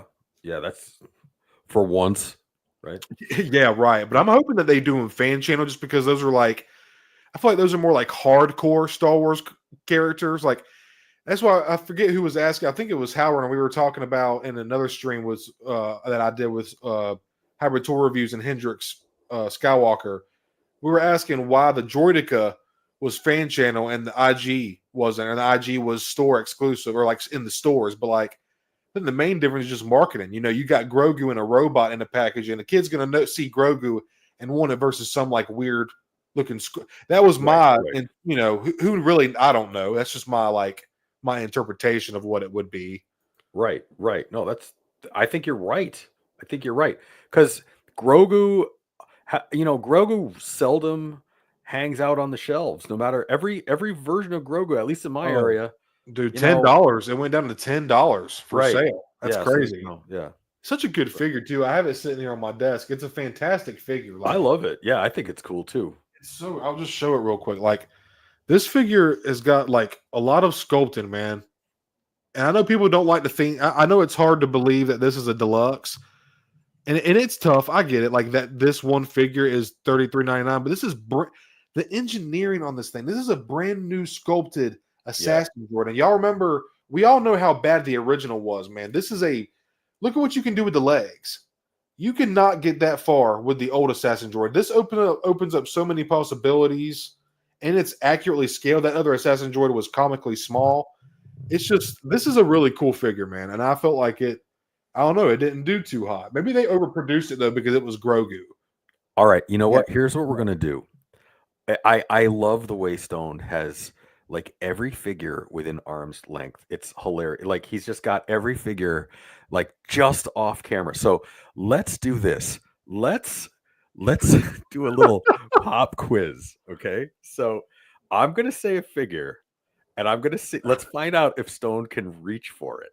Right? Sure. See if he can reach for it. Okay. All right. So here we go. All right. I'm gonna try one. So I cannot see. I see the same screen as you, right? So I'm just gonna say a figure, and I bet you can reach for it. Okay. Ready? Here we go. Velociraptor. Oh, dude, you were shit. Barely. I just moved my Namnu Raptor. Okay, all right. You were close. You were like a week off. I just moved them on. I've just put them. I've had them on my desk for like the past 2 weeks. I just put them on the shelf. All right. I'm gonna stick with Star Wars. Here we go. That was close. All right. Star Wars or Marvel? Here we go. We're going with Boba Fett. I don't have Boba. He's on the shelf, but I do have the Privateer. Okay. All right. No. That's a win for Mando you. counts, right? That's a win for you. No. I said Boba Fett. That's not Boba Fett. So All right. I'm just trying to I'm trying to give All you right. benefit. Okay. We're gonna try one more time. Oh, What? damn it. Son of a bitch. Knew it. Son of a knew bitch. it. With God an arm damn reach it. of Velociraptor. That counts. It Okay. was sitting behind my Wolverine and my Carbonite. Shit. All right. Let's Literally go. right there. Y'all saw me. I did not get up. It was right here on the back of the shelf. Fucking Delta. That is hilarious. My buddy Connor would love this. Oh yeah, that is. He's a good got one. this figure. All right, we're gonna try. We're gonna try one more. One Damn more. it. Here we go. All right, ready? You got me, bro. All right. Within arm's length. This is gonna be a new segment. Son Within of a arm's bitch. length. God damn Oh, it. that was a given. I didn't even go with Hammerhead. I knew you had that right there. No, within arm's length. Okay, here's a new series. Within God Arm's damn it. Length. God damn Okay. it, Troy. Okay, MoMA. Shit. Darth And Maul. Brutus. Okay. All right, yeah. What do we got next? MoMA. All right, who's next? Darth Maul. Hey, he's Darth on the Maul. shelf. He's on the. I used to He's keep on the him. He shelf. was All a right. death piggy for a couple months. I got one. This Good is guess, a Butcher. guaranteed slam dunkaroonie. Darth Maul. This is fun. Darth Maul. Within arm's length. Nope. No. Oh, well, I guess he's always right here. So he's Okay, all right. You got me. all I'll right, give you all right. that. All right. All right. Oh, okay. Yeah. There's another slam one. Bobcat says Darth Vader. You know what? Within arm's length. I don't have a Vader at arm. I think I need a Vader at armor length. I have some obscure. I have some different figures. I think the figures on my desk would surprise most people. You know what? I'm imagining an awesome T-shirt. Who would buy this T-shirt? It would be Stone's face. It's Stone's face, and underneath it just says "within arm's length," right? And then like, right? And then like, so every week I think we're gonna do this from now on. Okay, what's that? Oh, Wolverine! Come on, that's not even Timbo. He's probably got 11 Wolverines. Look at it. Yeah. Okay. There's one. Right, there's one. Reach for another one. I bet you got 3 within arm's length. Let's see. All right. There's one. One. I'm gonna go ahead and 2. Look at him. Look, he didn't even extend the elbow. Look at that. Did you see that? He didn't reach full extension. He was like, oh, another Wolverine. Hold on. Little sneak peek for later. Little sneak peek. All right. Now, wait a minute. Do you have one in your pants? You probably don't. You know what? That's gonna be your damn business. That's reserved for Luke with the good body. Hey, Mark Hamill was a handsome dude, man. All right. So, Hugh still is. Hey, wait a minute. That Wolvie looks familiar. That Wolverine looks familiar. Dude. Oh, by the way. From out of the basement, let me get this. Oh, that was from out of the basement. Okay. All right. It's so good, dude. I found one little claw on the floor, so I'll send it to you. Oh, did you? Okay. Yeah. Yeah, you sent everything, dude. The hands Hyper, you need to pick this up, bro. This thing was like fucking $20 on AliExpress. It's awesome. It's totally awesome. It's basically like a Mafex. Like it comes in like Mafex style packaging. You would love it. Like it moves really good, dude. I have one Wolverine left, and that's good with me. I have the definitive Wolverine of my time. I have the original classic suit Wolverine from Tiger Stripe Wolverine. You got it. Yep. Yeah, and that's all I need. And because like I said, I'm out of the Marvel Legends game, and I'm doing one superhero, Batman. That's it. That's all I can do. So but no, Wolverine. Come on, he's awesome. Oh, dude, you know what? I actually real quick before we move to the next segment, I need to. Have you seen? Okay, real quick before we move into the next segment, everybody. Hyper, I've been we kind of talked about this. How are has anybody been watching Daredevil? What, the Netflix one or the new one? Oh, so I'm catching up on the Netflix one. Hyper, the Netflix one is insane. Have you watched Born Again?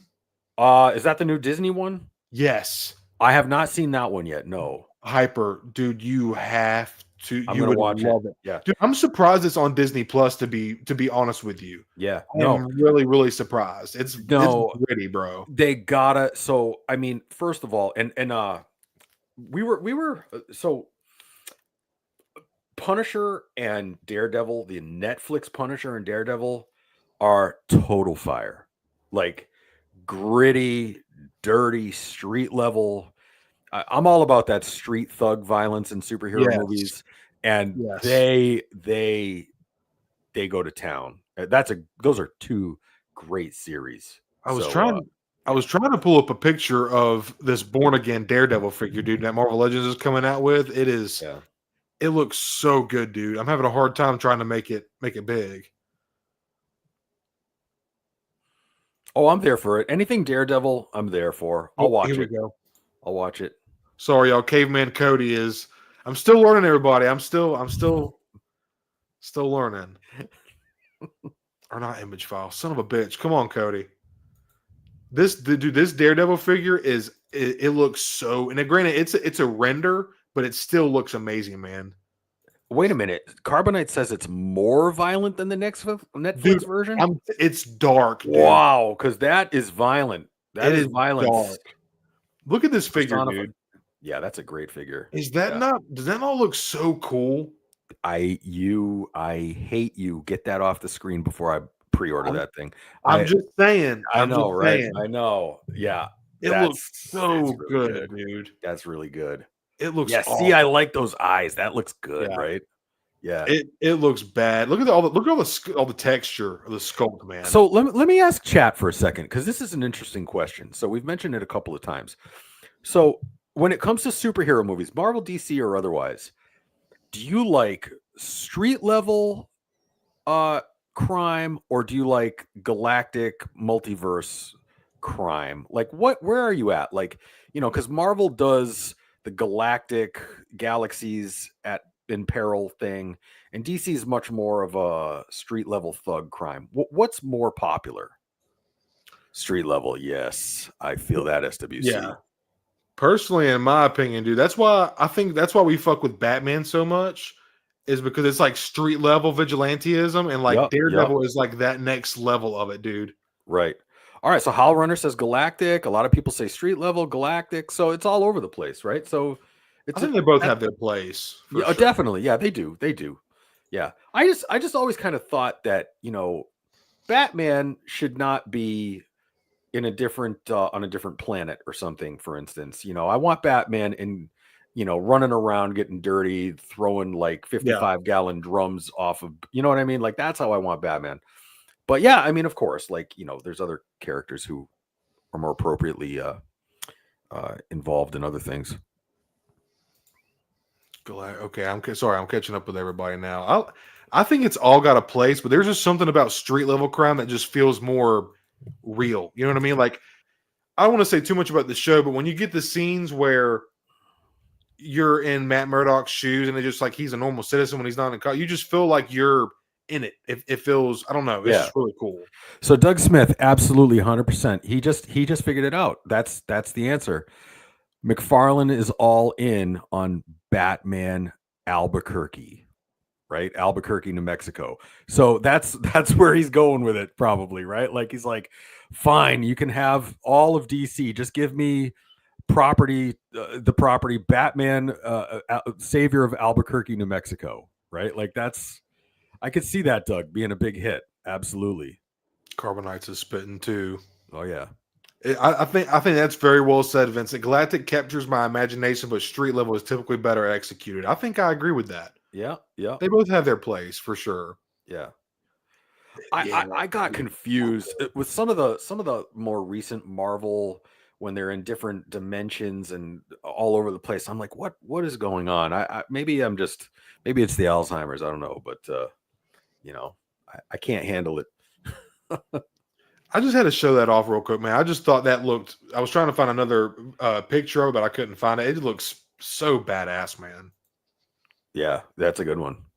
So I guess next we should get into. What are you looking like on Treat Yourself? Do you want to go ahead and get that out of the way, then get into the polls? I got some stuff. Let's do the polls first. We'll keep Treat Yourself to the end. Hey, bro, that sounds good to me, dude. I like your enthusiasm. I can tell you got some heat, maybe. I don't know. We'll see. Oh, okay. Now I know you're working with something now. Okay, so like I was saying earlier, everybody, there's a lot of Black Series polls going on right now. We got Monday Night Figure Ball running a poll. Tommy from Blitz Transmissions and Luke Ness Monster. He's run a poll for the last couple years, if I'm not mistaken. Um, so I thought it would be fun just to kind of go through those and show y'all what I picked, and like to hear y'all's thoughts, what y'all picked, and then I also wanted to pick Hyper's brain as I always do to get his infinite amount of wisdom. I am Frodo. He is Gandalf. Maybe I'm Bilbo. Am I Bilbo? Maybe I'm Bilbo. I don't know that Bilbo. A wizard arrives precisely when he means to. Yeah, that's right. I love Ian McKellen, man. I love Lord of the Rings. Oh, we haven't. Someday we're gonna have to do a Lord of the Rings show because that's. Oh yeah, I think that would be a lot of fun, dude. that'd be a great one.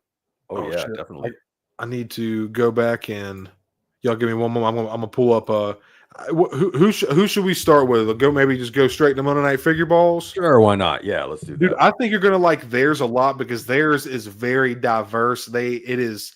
Okay. All right. I think you're gonna like it a lot, dude. So, Figure Ball or Wib Ball, and if you're still watching, or if y'all catch this on the replay, happen to look there. I'm a channel member, as you can see. If y'all happen to catch this, we're gonna check out y'all's.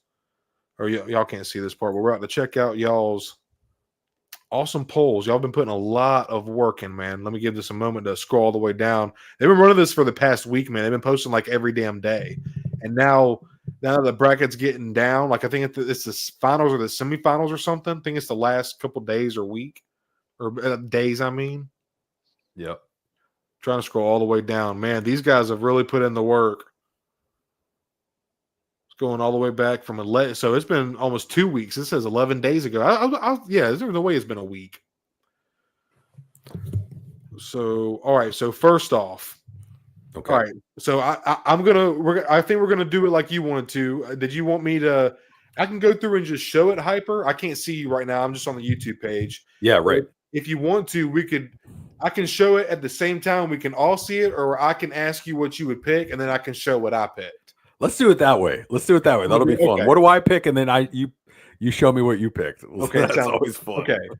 So one of the first polls that they posted, which was 11 days ago, was Zutton versus Garandan.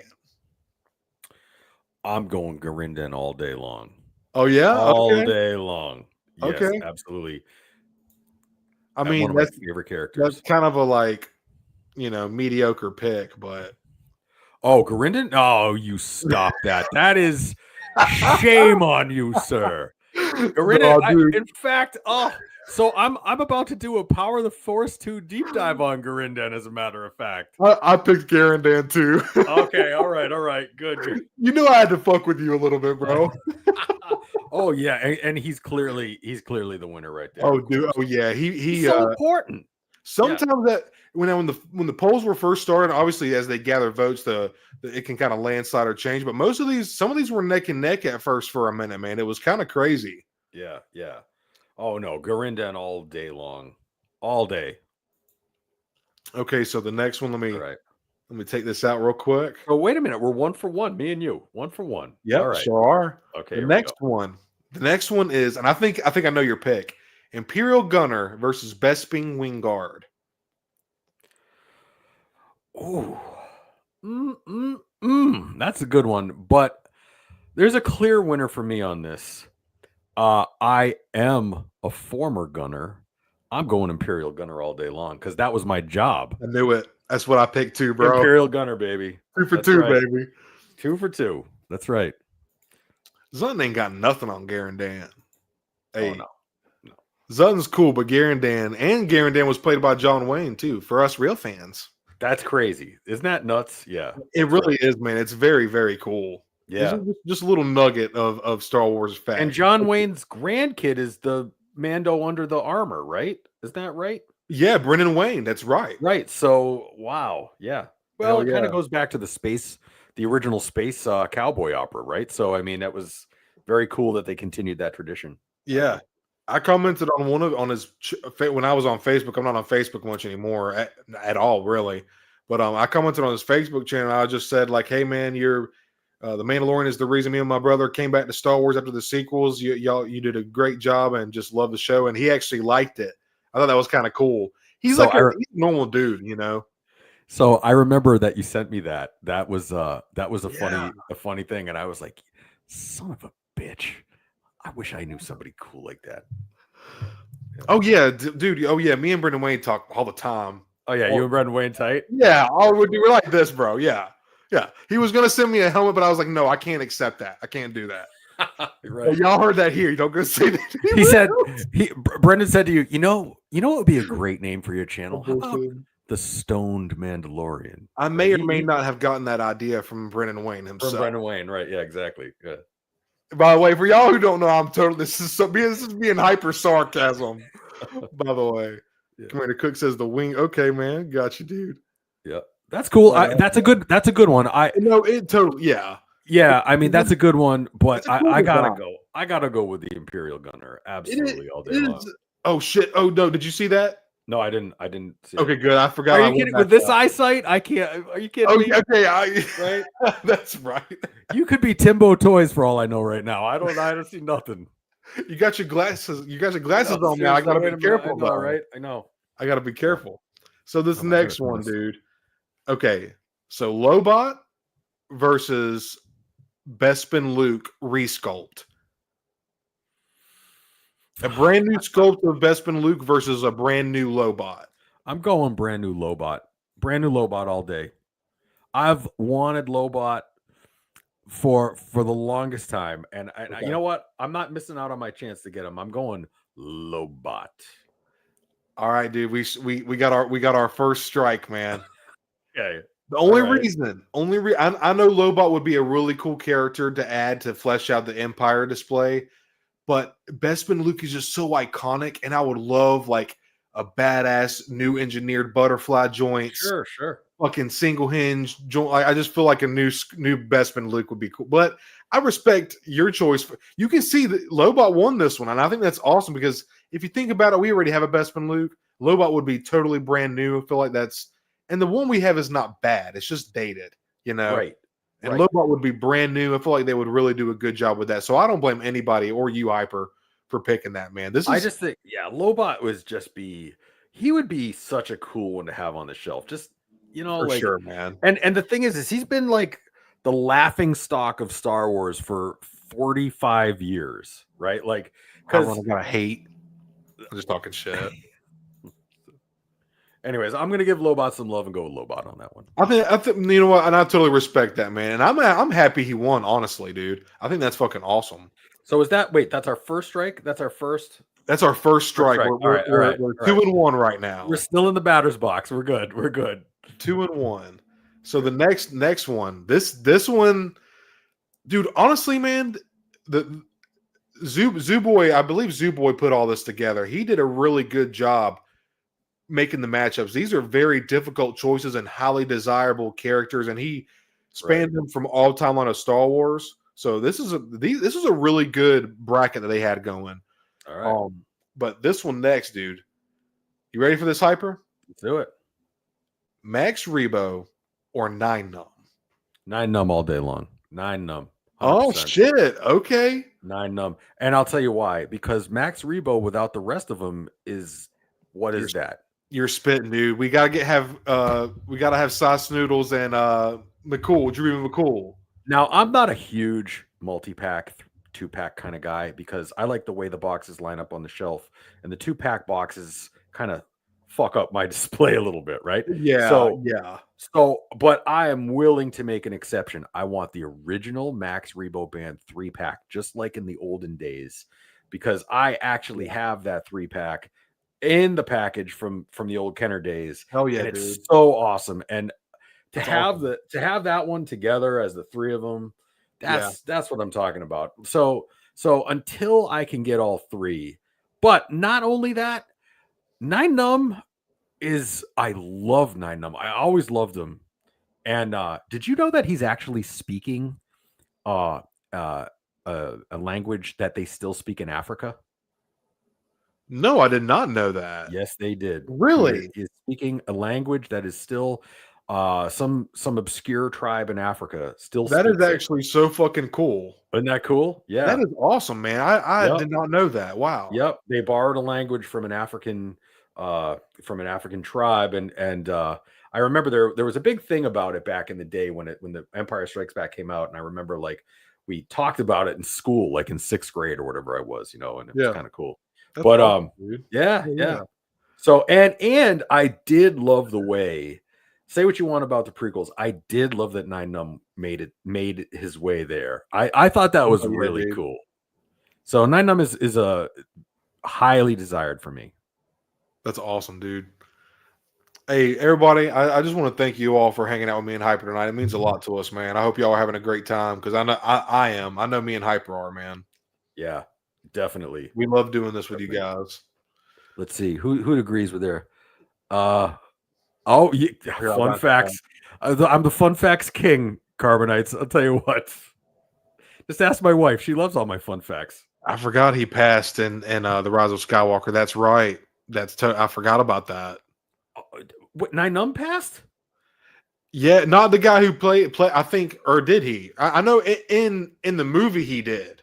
I thought he made it. No, I don't know. I'm not going to watch that movie again to find out. I might cry. Right. Yeah. Yeah, we appreciate you very much, Timbo. It means a lot that all of y'all are hanging out with us tonight, man. Yeah. Yeah, Moocher, I feel you, man. I tell you, that's kind of like goes back to that's why I understand the plight going with Lobot versus a new Bespin Luke because we already have one. So it would be cool to just get we don't have Lobot at all in 6-inch. So that would be pretty sweet. So I totally get that. Yeah. Yeah. Everything Bespin to me, I loved the whole Bespin sequence. So, of course I would want a new Bespin Luke, but yeah, I'm with you, man. I think a new Lobot would be just awesome. So it would, man. Howrunner, I think Max Rebo did not make it out. I think he perished. I'm pretty sure. Oh yeah, definitely. That was Book of Boba Fett had some cool moments, but we all know we all have our rifes with it for sure. Yeah, yeah. There was one more comment before I go to the next one. I want Carbonites here and Timbo. Yeah, unfortunately, he crashes on Exegol while piloting the block. Oh, okay, the Emperor. Okay, yep, gotcha. Okay, yeah, all right. See, I don't know the sequels that was, so thanks for clarifying that for us, Carbonites. Me and Hyper predominantly animated and like OT and prequel. Right. Hyper's actually a fan of the sequels. I have more respect for it than I used to. But I'm a fan of The Force Awakens. Force Awakens is awesome. Force Awakens, right? Like, yeah, and then just like take the cleaver and just fucking cut it off. 8 and 9. What are those, huh? Oh my god, we're still waiting for them, aren't we? Are we still waiting for 8 and 9? Yeah. Yeah, exactly. Right. If Reba made it out of the sail barge, he had to make it out of the can. Maybe he did, man. I hope that would be so awesome. I hope he did make it, man. Max Rebo is such a cool character. He's one of those parts of Jabba's palace that I'll never forget because like his fingers look like they were cut off, but he was pressing on the keys. Like it's such it's like a blue elephant. I'm like, what is going on right now? Like as a kid, I'm thinking that, just like the imagery will never leave my mind, man. You know what? Two Jabba's characters I really want, and I'm probably the only person who really would want them, is I want that crazy looking Amanaman figure, that large green guy with the skull's staff. And I want me a yak face too. I think that would be so cool. Yak face would be pretty fucking sick. A yak face and a Man. Those I really want those. A Man would be wild too, dude. That would be a great. What do you think the price on a Man would be? Because I feel like that's a big sculpt, He's gonna be in the Marvel Maximum line, and and he's gonna be $55.99. Maximum Black Series. The Maximum Black Series. Maximum right, Black exactly. Series, $59.99 for your. Oh no! Well, if Marvel's $55.99, Star Wars Maximum is going to be like $79.99 or something crazy like that. Licensing for Basil, or for Basil with a right. Like a extra scanner, or whatever. But oh shit! All right, what else we got? What's the next? What's the next one? Yeah, the next one, dude. Sorry, y'all. Me and Hyper get distracted. I know we do, but I know we love it. Y'all love it. So next up, dude. This is another fucking solid one, man. Okay, Logray versus Jack Porkins. Jack Porkins all day long, because I want both. Yeah, Logray for sure, but he was my least favorite Ewok as a Fair kid. enough. So I just didn't like the Ewok figure that Kenner gave us. He was kind of weird looking and didn't look like the other Yeah. ones. Yeah. And so, but Porkins, I mean, I got a little problem here, and then bam, just gone, smoked, greased by Okay. by a Death Star gunner. So Yeah. absolutely Oh, Porkins, and then you can customize them into Detective Grisman for the Batman 6-inch yes. line from Mattel. Yeah. Exactly. So, So I would love Porkins, but I really want more Ewoks. Return of the okay. Jedi is my favorite Star Wars movie just for nostalgia. It's not the best, it's just my favorite. So I feel like having some more Ewoks would just be more fun. Logray is a really different design. We already have like darker colored Ewoks. I feel like it would be kind of Yep. nice to get this beigeish white just to throw in with the variety of the because like obviously it's a wild creature. They would have like different like pigments of fur and stuff like that. So I feel like having like Right. the brown, the black, and the gray, the beige, and the white. I feel like it just adds to the Return of the Jedi shelf, and it would be a new. Which I granted, Porkins would be a new sculpt too, and that would be they have to do a little bit of a heavier set X-wing body, and I feel like Porkins. I feel like a lot of people would want, and you can see a lot of people do want Porkins. He won, so I feel like Yep. that's really fucking awesome. So I Yep. don't blame you, man. I think that's a good decision, Hyper. I don't blame you, bro. Porkins, yeah. Yeah. All right. What else? What else? Was Logray the one that gets blasted by the ATST? I can't remember. Fuck. No, it wasn't low grade. No, I no. don't think I think it was so. Tebow, maybe. Tebow or no. I He thought was it was a darker colored Ewok. it was a darker colored Ewok. It might have been Ramba. Maybe it was Ramba. They made a figure out of him too. He was my favorite. I loved that figure as a kid, Ramba. He was Yeah, it like a could have been. chocolate brown.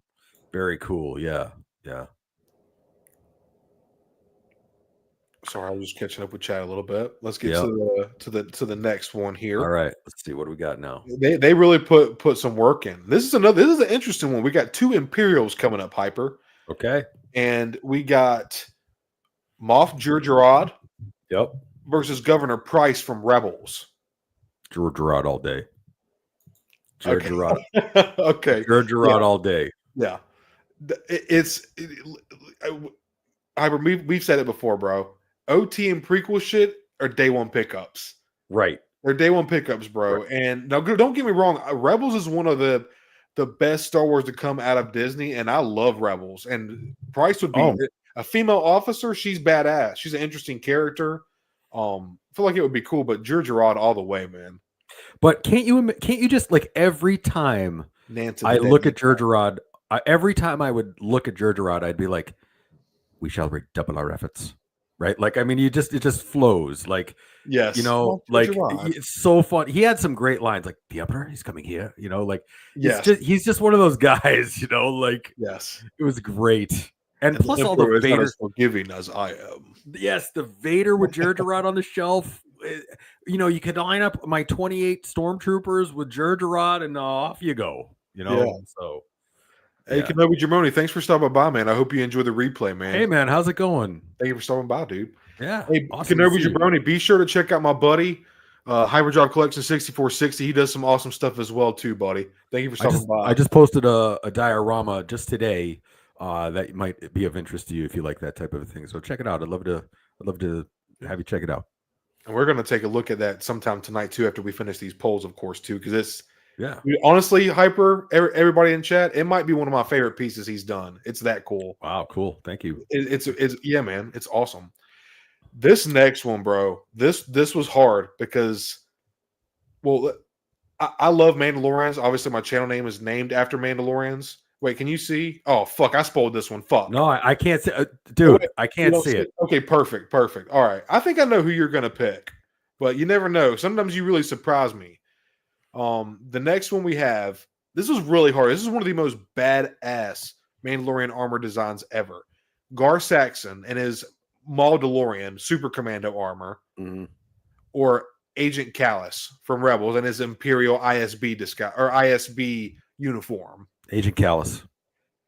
Callus. My man. Listen, this was a hard one for me, Hyper, and I want to hear your opinions on it too. Gar Saxon is one of my most wanted. Yep. You know how badass he would look standing next to fucking Maul, dude? Like Gar would be amazing. It's one of that yellow visor with the fucking horn, the spikes on top. It is one of the coolest Mandalorian armor designs ever. But Agent Callus would just really be like such a sweet cherry on top to. I want some updated Rebels figures. I So want all of them to be updated. so here's my thought on this pick.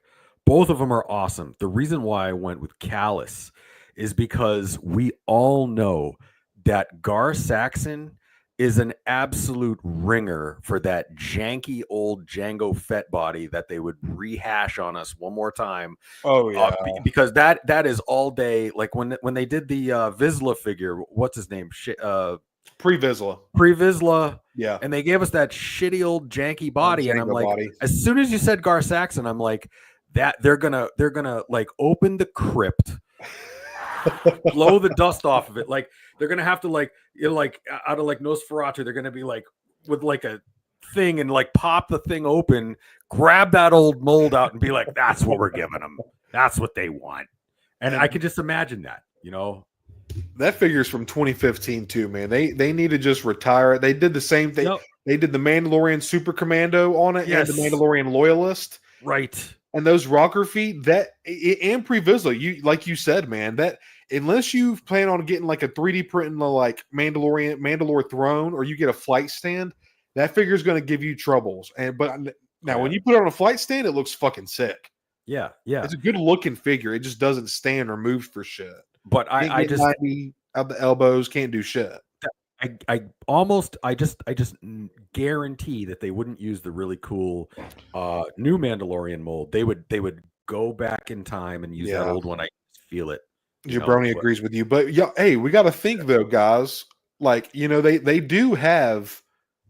They do have. You know what, y'all? I might have fucked up, man. I might have should have chosen the poll. These polls are weeks ago. They were already done and filtered. Maybe I should have gone Saxon. This is the one where I'm kind of having hesitation now. Now that I'm really thinking about it, because I think my love for Rebels kind of got in front of me. But we got to think, Kenobi, Jabroni, and Hyper. We do have that badass Death Watch. Like, dude, we've gotten so many figures off the Death Watch buck.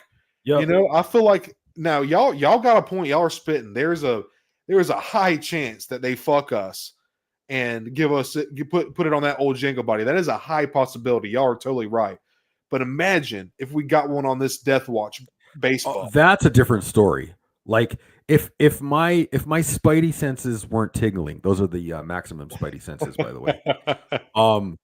I would pick that figure, but there's just something about like the Hasbro can't help themselves sometimes, you know, and I just feel like they're going to revert to that body. We're going to be like, this is almost what we want, but not quite. So, you know, that's my rationale for it. Yeah. One thing, Bobcat, that would help it stand better. But even still, the double pinned joints, the knees aren't that bad, but those arms are awful. You can't even get to 90 degrees. They go like this. Yeah. That's all you're going to get out of the arm on that Jango mold. It's not. The arms would need to be redone too. But then at that point, if you're going to do new feet and new arms, I feel like you would. Now, granted, it says Hasbro. Maybe they would just say fuck it and do it. But I feel like at that point, you just go a whole new mold route. You know. Hey, can we take a moment and just address the desperate need for an updated Jango? Talk about Tripod City. I mean, my God, man, we need a new Jango, man. I'm tripoding on. Right? Like, well, dude, yeah, you're spitting, dude. We definitely need a new Jango. Right. Hey, now let me hear me out, Hyper, in chat. Imagine if now granted, I don't want to pay fucking $50 for a Black Series figure. Say if they gave us if you think about it, the Black Series version of the Marvel Maximum is the deluxe Black Series. That is kind of like our version of the Maximum. It's got extra hits of paint, you know, like stuff like that. I know we all seem lacking on the accessories and shit like that sometimes, but imagine a deluxe or a maximum Jango Fett with all the extra gadgets and shit he could come with, like the grapnel rope, all the extra rockets, his blasters. Like, I feel like that would be a character where you could throw in a bunch of different. Hell, you could give him a alt head with the little when he's sitting in the slave one and he's got the little headset piece on. Yes. Alt head with Yes. that, alt head without the helmet, then an alt head with the helmet. Right. I thought that would be epic, man. But they would probably go the removable helmet route and give us just the 2 Tamora sculpts and then give us the Jango helmet with it, to be honest. But so I remember way back in the early 2000s when Attack of the Clones came out and Hasbro was doing it, and I bought one of my favorite toys I ever bought in my entire collecting life was the original Hasbro Attack of the Clones Slave 1 that had the action features on it with like the shooting missiles and all of this stuff. It was just a cool, I liked the scale of it. It was awesome. And then they released the Jango Fett with just that headset thing on. yeah, And I remember he looked so cool in the Slave 1 like that. And I put the little baby Boba next to him, and it was just like, that's now awesome. that's what I'm talking about. Like, just, and I would love to have that in the Black Series. That awesome. I just thought that was a cool looking thing he had on his head there. I'd go for that. Chris G, what's up, buddy? Thanks for stopping by tonight. Hey, man, how's it going? I think we're getting Bakara. We got Kiadi Mundi. I think Galactic Marines are very close in our future, dude. And that is one of my favorite clone designs ever. That burgundy purple with that snowtrooper-esque helmet. It's just such a badass design, man. Yeah. And it's got like all of 10 seconds in fucking Revenge of the Sith. And it's so iconic. Right. And actually, you see his boots more than anything. Yeah, boots more than anything. Right. It shoots down, exactly, dude. Yeah, right. So the next one we got here, this one was kind of easy to me, but what I picked did not win. So we got the 7th Sister from Rebels versus Ursa Wren from Rebels. I am completely unfamiliar with both of those figures. I cannot remember either of those characters. I'm just going to pull them up then. Okay, all right. So this is Ursa Wren. She is actually Sabine's mother, which is also Tristan, her brother. Okay. That is their mother there. And then the 7th Sister, that is actually played by I forget what her name is, but it's Freddie Prinze Jr. who plays Kanan. He's married to the chick that played Daphne when he played Freddie. Michelle Gellar. Michelle Gellar, thank you. She plays 7th Sister in Rebels. Oh, that's kind of cool. It's very cool. It's extremely cool. I'm going to tell you right now, if either of these get made, I'm probably going to pass on both of them. No, they're very obscure. Like they're from Rebels. They're very obscure characters. Right. It's an Inquisitor and then a random Mandalorian. Actually, you know what? That's not true. I would put them right next to Bix Colleen and Mon Mothma in the figures I don't have shelf. I just got a shelf. It's empty. It's all the figures I don't have. Mommy Mothma. I'm running out of room for them, though. I did not know that was Alea's Padawan. Alea, sorry. I did not either. Me and my brother said that when we were younger. Ayla Sakura. I did not know that. A lot of facts tonight. A lot of facts. I love it. I love it, man. Right, exactly. That's the thing about Star Wars. I said this a couple months ago, dude. It's like you always learn something new with Star Wars. Like no matter how much information you pile in, there's always something, dude. Stoned, you know what's happening right now as we speak with these little fact bombs that are going off? Star Wars Collective is like, I'm writing this down. Hold on. I got 14 shorts out of this. Damn, I hope he does, dude. I know, right? Exactly. Jacob is awesome. We got to get him on the show again. We got to get a lot of people on here, man. We're working through getting guests on here. We're actually going to have Matt Bryan on very soon. Yes, we are. That's right. Need to get Troy on again. We need to get Connor on. We got a lot of people. Oh yeah, dude. So many. Hell yeah, Troy. Hell yeah, brother. Sorry, Chad. I'm trying to catch up with all of you. Oh yeah, and let's see. Yeah, Star Wars Collective. Yeah, I know, SWC. I know what you're doing right now. All right, what's the next poll? What do we got? Sorry, Chad. I was trying to catch up with y'all. So next, let me remove this real quick before I spoil it. Next up, 21 people, and thank you all for hanging out with us tonight. I know I keep saying that, but it just means a lot, man. Every week, me and Hypers keep seeing our numbers go up, and it's just really cool, man. And we have a really good time talking with all of you, man. This is a lot of fun. Oh, dude, this one, this was neck and neck, bro. This was this was fucking hard because these are two that I don't want to say too much. These are two characters that I have wanted from the get. I'm a TPM slut, bro. I love Phantom Menace. Okay, so I'm gonna hit you with this, bro. Newt Gunray versus Watto. That's a Nemodian versus a Trandoshan. Or not Trandoshan, I'm sorry, Toydarian. You know this was going to hit me hard. It was going to hit me hard, this one.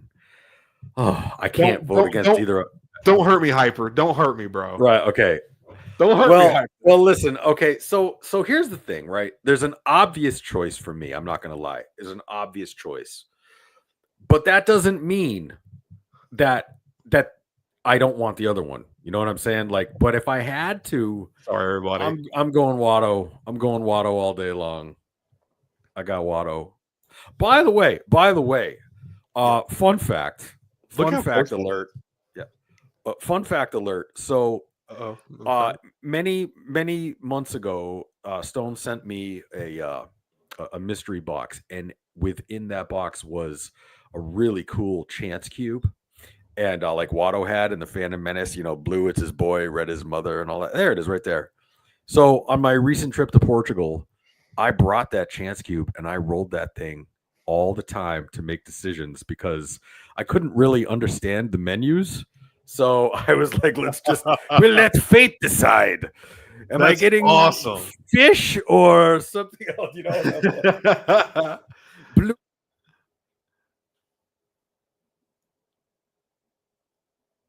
Oh, it was just kind of funny. Your mic cut out for a minute, man. I thought you're good. You're good now. Okay, there we go. Anyways, yeah, it was just like blue it's fish, that's red hilarious, dude. Steak, and just roll it. So it was kind of funny. So that's come into play a couple of times. I just so happen to have a chance cube here. Exactly. You should have seen the look on one of the guys' faces. So like the guy doesn't speak any English at all, right? And my wife is there, my son is there, and his son's smoking hot girlfriend is there. And so, and I'm like, let fate decide. I guess I'm getting the fish. Yep, cool. There it is. Anyways, it's just freaking funny. And she was like, "What in the devil are you doing?" And I'm like, "It's no time for this. Just move on." Chris G's sitting too, man. Yeah. A 3-pack of the Banky Clan would be pretty sick too. Honestly, yeah, it would. Definitely. Actually, how about Newt Gunray, Rune Hako, and Dalte Dauphine? That would be cool too. Hey, however, that wasn't confirmed to be Watto.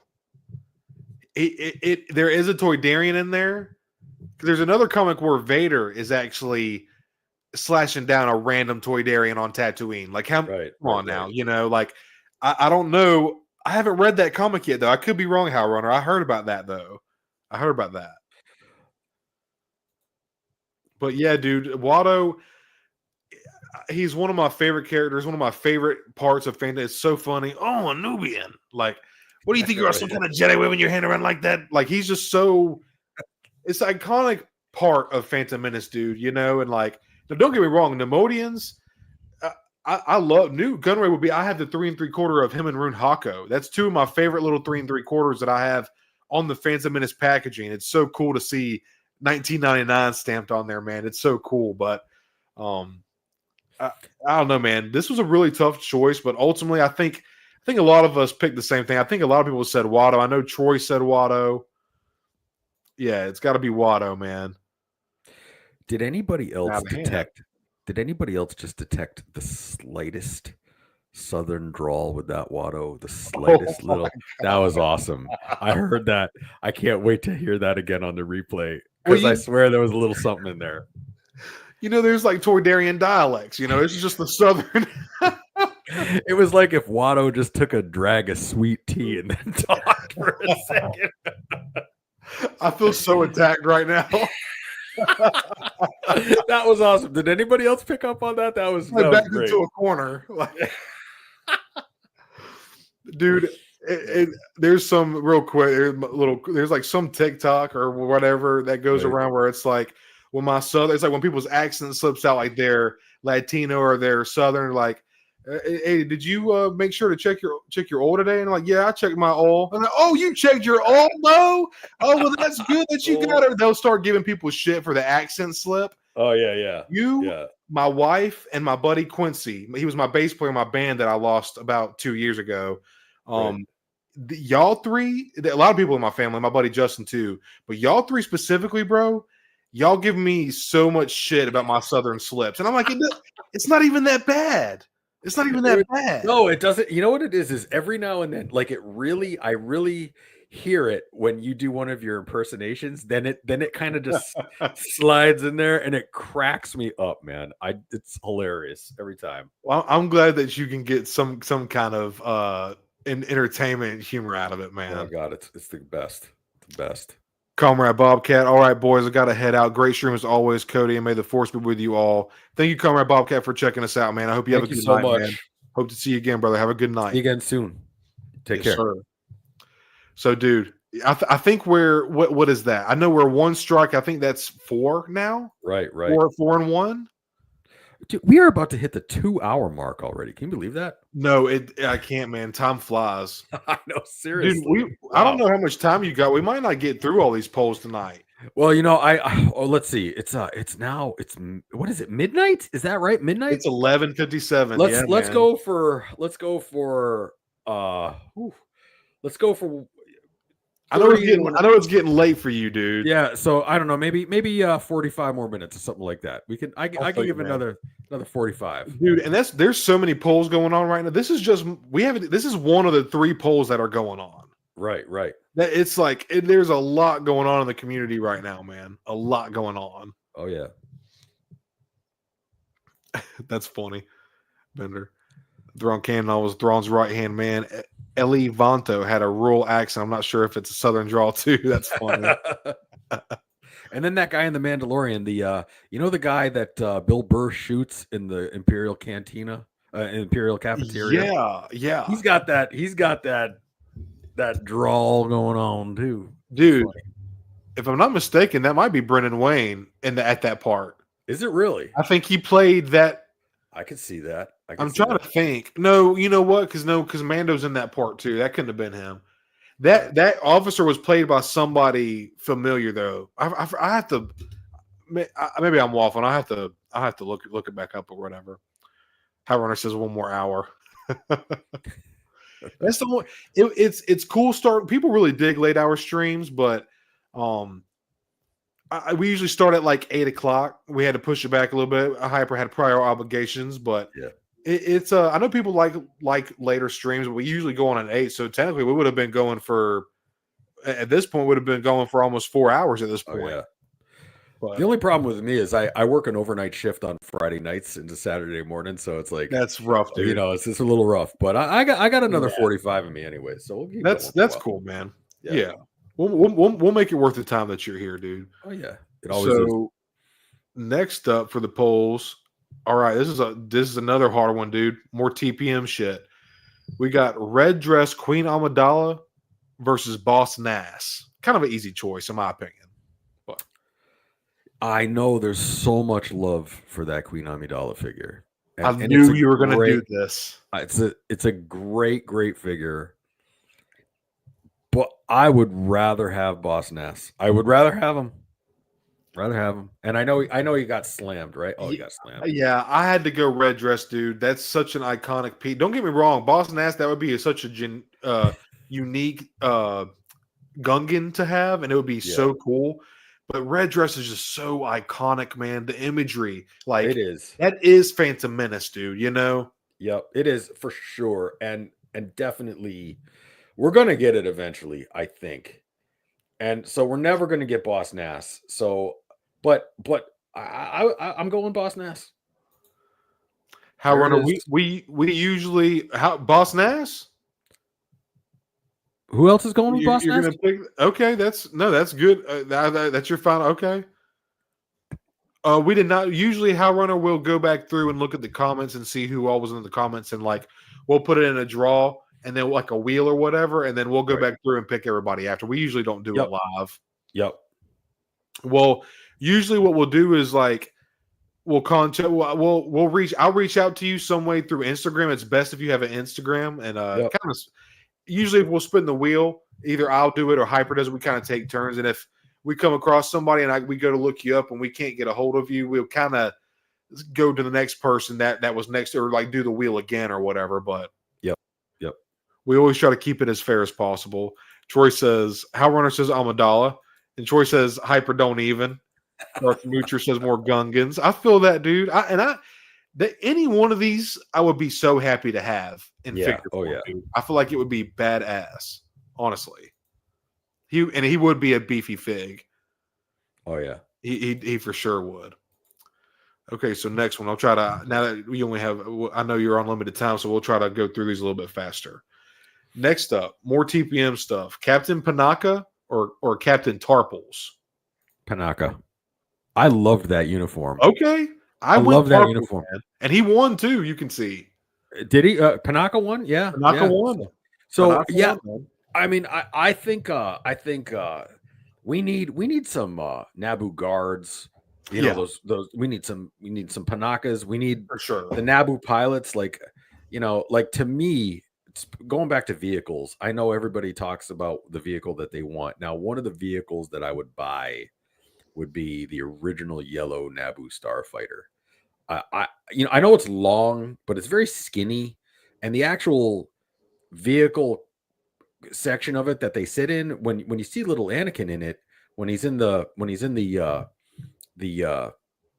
bulk freighter there, it's actually a small ship. It's not a huge ship, so I feel like that could be one that's possibly on the table. And so having said that, I would love me some Naboo pilots, you know, with the orange flight coat somehow. You know, that'd be cool. Hell but yeah. Panaka. Yeah, Panaka for sure. Yeah, Troy said Panaka too. How Runner's with me. He picked Tarples. Yep. Tarples is one of my probably top 10. He is in my top 10 for Phantom Menace. I think he's number 7 or 6. How cool would it be to get a beast, the Kadu with him too? My dude, that would be really cool. In 12 scale, cool. Bro. Oh my goodness. That would be great. That's a fun set. That would be that's a doable one too. Don't you think? I think so. I think so. Right. You know, I've been so close to getting the Power of the Force version Hyper. Yeah. So many times. So, I mean, when you think about it, it's about Tauntaun scale or Wampa scale. So there you go, right? You know, 100%. I think it's totally.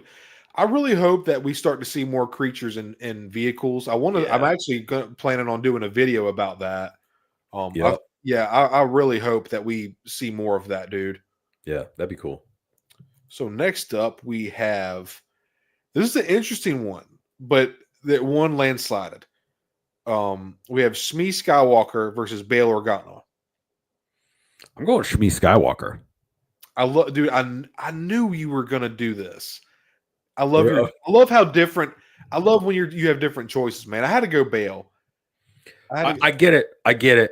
You know, for me, I think that pick is based upon diorama possibilities, and Shmi Skywalker has got some great like Tatooine diorama, Tusken Raiders and stuff. And you know, Bail is a little bit limited because I'm not as interested in doing a diorama with Bail Organa in it. You know what I mean? So he'd be a cool figure, and I liked his character. Jimmy Smits was a great Bail. Hell yeah, dude. But I think I'm going Shmi on this one. Yeah. I think I would buy either. I would buy both of these. I think Shmi would definitely be interesting. I mean, she is the mother of Anakin Skywalker, but for theatrical time and like plot purpose, and like for the politics side of Star Wars, I would want Bail. I think he's actually in my top 10 for Revenge of the Sith figures. I forget where I have him ranked, but I had to go Bail. But don't get me wrong, Shmi would be fucking cool too, man. That'd be a bit by. Fun fact alert. I actually was on a plane with Pernilla August, Shmi Skywalker one time. Oh, cool! Really? I was in economy class, and as I always am, and she was sitting way up in the front, like in first class. But I did happen to walk all the way to the front of the plane twice just to view Pernilla August, who is actually very attractive in real life, just so you know. So, but that was like the scuttlebutt on the plane. They were like, "Do you know who that is? Do you know who that is? That's Pernilla August." And I'm like, "Say no more. I know who that is," because nobody else knew who it was except for me. Like, you know what I mean? But it was just That is so cool, actually. Yeah, it was funny. Yeah. It's crazy when that happens, man. Big world, but a small world at times. Yeah, right. I was also on an airplane one time with a memory lane with hyperdrive. Got a couple of skis in here. Yeah. I was on the airplane with the Fat Boys, the rap band from the 80s one time. Oh, wow, dude. Yeah. The Fat Boys were on the plane. Yeah. That's pretty rad, actually. It was rad, man. It was rad. So there's hyperdrive hanging out with the Fat Boys and Pernilla August. You know? Yeah, I think of SOA when I see Jimmy Smits too, Mom. For sure.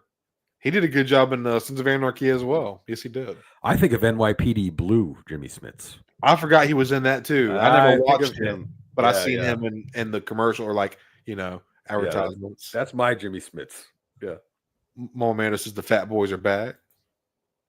Fat Boy, yes, right. So the next one we have, dude, this is another tough one. Tonwi or Dexter Jetster? Oh. Two aliens, man. Okay. Back of the Clones. Oh, I love them both. Very hard decision. Both. Very hard decision. Okay, I'm gonna go with this, right? So, okay, Tonwi is about 1/3 of an actual figure, right? So, in other words, you know, you would need both Tonwi and Lama Su to make one regular sized figure. But they're tall though. They're tall, but I mean they're like you can take some bendy wire, make it out of bendy wire, you know, and so but like I mean, so if I'm gonna pay for one figure, I would not feel like Tonwei would be worth my effort unless she came with like a clone in a cloning jar or something like that, a couple of little clones. Yeah. So I don't see her as going anything for other than deluxe or more. So I'm going Dexter. Well, he might go for deluxe too because he's big, but I'm going Dexter Jetster on this round with this one. Okay. But I would be all in on a Lama Su Tonwi 2-pack. Yeah, Lama Su would be a must too. We gotta have Lama Su with Tonwi. Must, yeah. Dad, Tonwi's here. And that's gonna be a devil of a figure to articulate because those little limbs, I don't know how they would do it. You know, that would be very difficult to articulate the legs and the arms, you know, with those ball joints. So maybe give it another couple of years on Tonwi until they figure that out. I just Tonwi, the Kaminoans are responsible for the clones. I feel like it's an essential piece. It is an essential piece to the lore of Star Wars. I feel like we need Kaminoans in the line, but the Basilisk species that Dexter Jetster is, which is the same as Pong Krell from the Clone Wars. Yeah, right. That Hasbro would kill either one of these. They do a great job with alien sculpts, dude. Right. Jacob says Tonwi too. Dexter Jetster for Troy. Gotcha, guy. Cook, good night, buddy. Thank you for the super chat, man. I really, really appreciate that, dude. Good night, Cook. Thank you so much. Yeah, thanks for hanging out, buddy. Hope to see you again, man. Have a good night. Thank you, dude. This is a lot of fun, dude. Okay, so next, take this off. We'll move on to this next one. Try to keep the ball rolling. Another tough one, dude. Man, they did a really good job putting this poll together, man. Oh yeah, this is cool. I like this. Because the one thing I will say, and I'm not trashing Lutinous Monster at all. What he does on his channel is phenomenal. But the way he does his choices, they're like very they're kind of biased. Like, you know who's gonna win. These are really like tough choices, and like highly desirable characters going up neck and neck. And like when the polls first started, a lot of it was really, really tight, man. Whereas like sometimes on the other polls, like on Lucanus's, you kind of know when like Panaka's going to go up against fucking like who can I think of? Like fucking who's a really good example that would just smash Panaka. Like a brand new Anakin or some shit, or like a brand new like a clone trooper of some sort, because clone troopers are kind of the majority of the word over there from his community on Lutinous Monster. So, Right. but these are really, really difficult choices and really good matchups. Next up Do you is think his dad works for Hasbro or something? Because how does he get all this information? Like, it just is amazing. I'm not knocking him. I'm just yeah. like, where the hell is he getting this from Well, all the time? when he said when he was doing that video, he did say starting out that like to take it with a grain of salt or whatever. Right.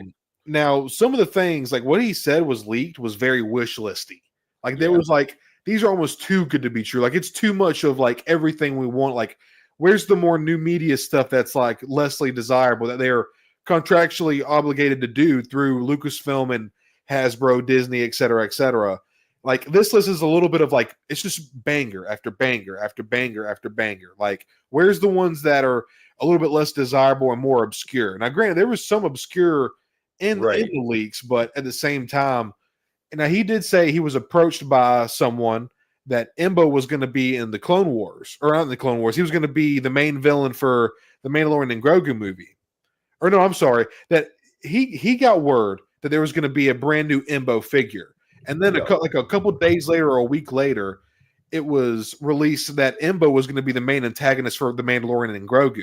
So it kind of like confirmed, like, oh damn, this dude just told me that there was going to be an Embo figure. He's probably full of shit. And then a week later, Disney says that Embo is going to be making a comeback for Mandalorian and Grogu. And like, well, shit, maybe what that dude said had some validity to it because he mentioned Embo. So he took that first list and made that video. Well, then supposedly he got that second list of leaks.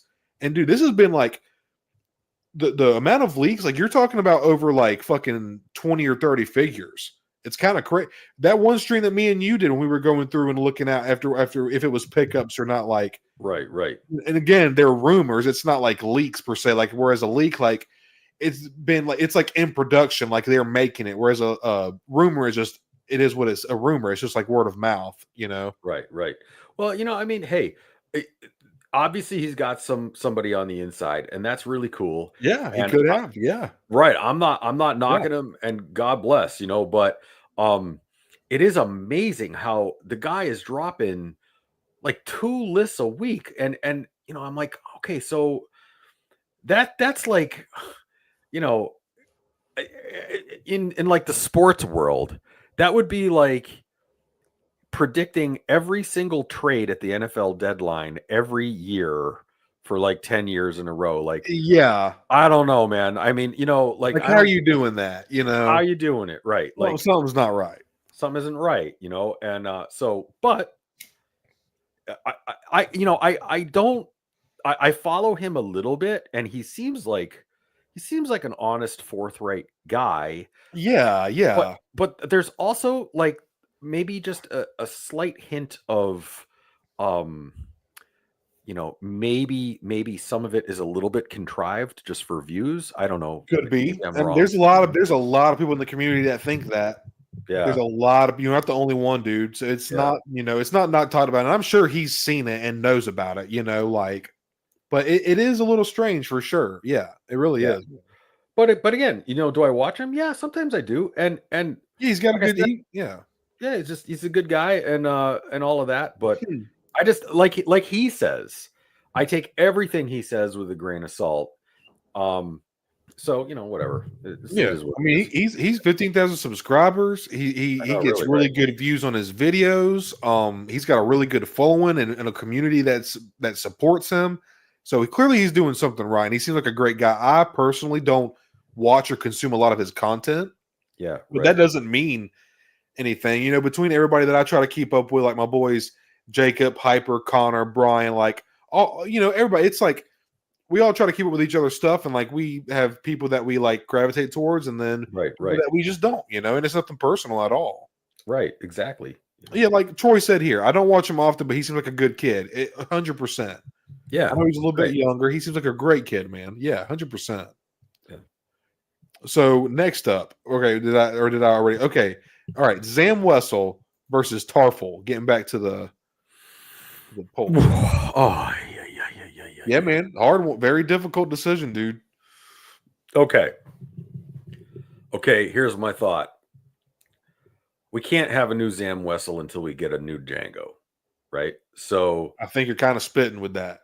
So I'm going with Tarful because I feel like we have that unbelievably underrated, awesome Black Chrysanthemum figure. I think we Yes. could work with that. I'm there for it. I am there for any time they want to release that Wookiee on something. Then you take Tarful, then you can go Wookiee Warrior. Like we're there. So I'm going Tarful on this one. That is a top 10 most wanted for me, Tarful. You see how close this was, 51 Yeah. and 49. Yeah. And I love Wookiees, man. The only reason I chose Zam is because she's an essential part to the assassination plot of Amidala of season definitely. 2, or not, I'm sorry, episode 2. And like I feel like it would be really cool. Her design is cool. Yep. And I feel like it would be cool to get faceplates with her because she's a changer. Yep. But that would be an epic like feature to put on this figure. And I kind of chose her because I feel like Tarful is coming. Because Hyper was just, you had a great point, Hyper. We have that fantastic Black Chrysanthemum, and then another thing, that new Kelnaka, which is the only reuse of Kelnaka off Black Chrysanthemum is the feet. Everything else is new, except for maybe like parts of the adamant underneath, but we don't know because it's covered up by the overlay. Who cares about that? But the arms and the legs are totally new sculpt, in the head, of course. Right. Like brand new Wookiee body. It moves great. Like yeah, Tarful and Chewie. It's highly possible. So that's why I chose Zam. So I'm going to contradict myself as I do so frequently on the show, and I'm going to say that just not 30 minutes ago I said I'm not really a 2-pack guy, but if they ever drop a Django and Zam updated 2-pack, there you go. Now that's a 2-pack. That makes sense. Instant. You get a brand new Django on the body that they already have with the Super Commando. You just tweak that a little bit. You get a brand new Zam Wessel. They're getting paid twice for one figure, right? Because they've already made their money on Mando. So they're getting paid twice, and everybody's happy at the same time. Like that's how you do it, right? Yep. And that I'd be all in on that one, but yeah. Anyways. Well, what do you know? A Camino saber dart. There it was. He said it. There it was. No, it was more like this. He was like, well, what do y'all know? A Camino saber dart, y'all. I think your Southern is getting better and better, Hyper. What do y'all know? Damn it. Oh, damn it. Trying to catch up with y'all, chat. Wookiee Rage. R2, let the Wookiee win. Right? They're known to tear. Oh, damn it. I had the line on the tip of my tongue. Wookiees are known to, they're not going to tear your arms out of their sock. I lost the whole line. I love reciting Star Wars lines or movie lines or whatever. I butchered that. I'll redeem myself later. Jacob says Tarful. Oh, good. There you go, Jacob. I knew I liked you, SWC. How Runner, I did see a little bit of that today. That little back and forth today. I did see that. I didn't keep track of it. I don't know what else happened or what was said, but feel free to kind of fill us in on the details because I seen them going back and forth. I don't know who Angry Papa is. Obviously, Mr. Stevie is in charge of TVC right now. He's kind of overseeing TVC or whatever. But yeah, if you want to fill us in on a little bit of the deets, man, go ahead and feel free to elaborate a little bit, bro. Troy, extremely tough. We got Tarful from How Runner, Brian. And then, Troy spitting. He knew what I was. He read my mind. What if they gave us alternate faceplates for Zam? Yeah, bro. Troy knows. They're gonna. You know what they're gonna do? They're gonna release mainline Zam Wessel, no faceplate. Deluxe Zam Wessel. Mercenary. Right. You know what? They're gonna put the 2 little Kuhound lizards in it, or the bugs. Oh yeah, that would be kind of. Actually, that's a good idea, Hyper. Right? That'd be kind of wicked, actually. Right. So that's a good idea. Right. So they could. Zam would be fun. They could do the droid that Obi-Wan flies on just as a pack in. They could do, the Kuhan droids. They could do the faceplate change. The long rifle. Man. Oh man. Oh, dude, you're cooking, dude. That would be so cool. Yeah, That would that be would be so cool, man. a fun. That's how you get that 2-pack with Django. You get that Zam with all that stuff, right? Yeah. Like you get the Zam with all that stuff. Yeah. That'd be epic, dude. Yeah. Yep, Carbonites, that would be cool. Now, Hyper was straight cooking just now, dude. Oh, I did see that. Yes, finally getting some love. Not sure if it's TVC or Black. So the guy who plays Carson Teva, he's actually a really big Star Wars collector. Mm-hmm. We don't have him in the Black series or in TVC, but yet he's in Ahsoka, Book of Boba Fett, The Mandalorian. He's in like everything now. Right. He needs a figure, but he was kind of going back and forth, and the hashtag, he did a hashtag no love for Carson. So I think that he says Mr. Stevie's been entertaining the idea. So I'm really surprised that Carson Teva doesn't have a figure, Right. Give us Porkins and then boom, you got Teva too. Right, exactly. There you go. Have your set X-Wing. Right. General release Zam, then when you have the convention exclusive Zam with all the extra faceplates and send that with Cad Bane and Toad. That's a great idea, Carbonites. Yeah, that would be really cool. Make it like a San Diego Comic-Con exclusive or some kind of con exclusive. And because at some point people always get some kind of way when they do con exclusives, like they get, I need to have it. They always end up hitting like some like e-tailers at some point, so that would be cool. Although it's been hard to find Cad Bane and Toto. That Zam Wessel figure is prime target for the Hasbro abuse that they so like I can see it. It's going to be Zam Wrestle with the tiny little pistol in the main line. Then it's going to be Zam Wessel with Django Fett in the deluxe pack, and you're going to get the droid, no pistol, a rifle. You know what I mean? Like they're going to do it. Yeah. And then you're going to have to buy the deluxe with everything in the faceplate. Like you're going to have to buy it 3 times. I wouldn't put it past them, dude. Right. I really would not. That's one of those super deluxe unique sculpts that they can't really use for anybody else. So they're gonna try to bilk us like 4 times on that mold. I guarantee it, dude. Exactly. Yeah. So the next one, dude. Dude. A lot of these, I've said this on every single one. All of these are really difficult decisions. But we have Poggle the Lesser versus Wat Tambor. Wat Tambor. Ooh, okay. I misjudged you. I thought you were going to pick Poggle. I picked Poggle. Yeah, I want a Geonosian for sure. That's another top 10. Hell yeah. Poggle's like in the top 20. I want the basic Geonosian with the wings first. I want the wing, and then we get to Poggle after that. But yeah. But wait a minute. Wat Tambor. Now Wat Tambor. That's oh yeah. Come on now. That you want to talk about a figure. Well, actually, I was going to say you want a figure that flies off the shelf, but in the old school Hasbro days during the Clone Wars line, they released they released Wat Tambor in the main line, but the Clone Wars, they had this big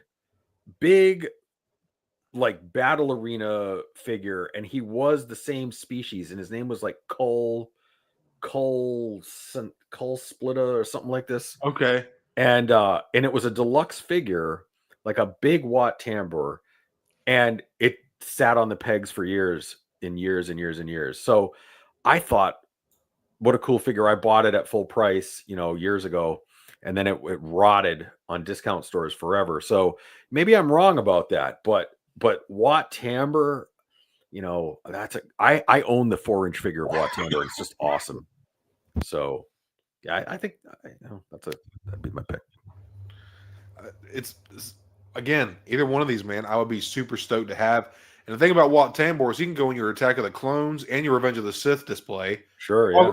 Poggle the Lesser, you're more limited with Attack of the Clones, but just the design of him as a Geonosian, his beard and like the little tentacles and follicles, like antennas that fall off his face and shit. Like Geonos is just a cool looking fucking alien, I liked the cane he had too. That bone cane, that was really cool. Yeah. You know what I'm saying? Like it's just so fucking weird, dude. Like it's so weird. They're like insect fucking humanoids. humanoid insects. Yeah, it's a cool thing, and I think that should be the opening to every show moving forward. Your Poggle the Lesser. No, Just do that on like for 30 seconds on the countdown. yo, Just put it on a loop. that was awful. Oh Jesus, that would be terrible. People would we would get no views. It would straight up like decline. Everybody, this replay, if anybody watches this replay, it's going to be chock full of stoned goodness. Excellent. Somebody clip that. I'm just kidding. I have no idea how to even do that. I just hear people say that. I like take a piece of whatever. Oh yeah, video. Right. Little soundbite clip. Yeah, someone clip that. Yeah, a little soundbite. It's funny. Yeah. As long as the line goes in at least another 5 years, we should be good to get. I think Troy's got a good point, dude. I think people get pissed with like, oh, why don't they give us all these figures that they know people will want, like Revenge of the Sith, Anakin, and Obi-Wan? Just give it to. They can't just give out everything that people would want immediately. That's not how it's just not good business practice, man. They want this to last another 10 years if they can make it happen. You know what I'm saying? Like, right. In that time, if we can get other obscure characters, Glup Shido, Cantina aliens, Jabba's innocent aliens, prequel characters, Glup Shidos, like, why not go ahead and just like take the time and really revel in it and fill out your 1/12 to display to the fucking max, like we used to do back in the Power of the Force and Kenner days. Like, let's do that with Black Series. Let's get to that point where we have fucking Max Rebo, Cy Snoodle, Zam Wessel, Ton Wee, like all these obscure alien characters in the Black Series. Like, we can get to that point if we could just push on a little longer and not be so fucking picky about shit. People just get so picky, man. Like, it's just crazy.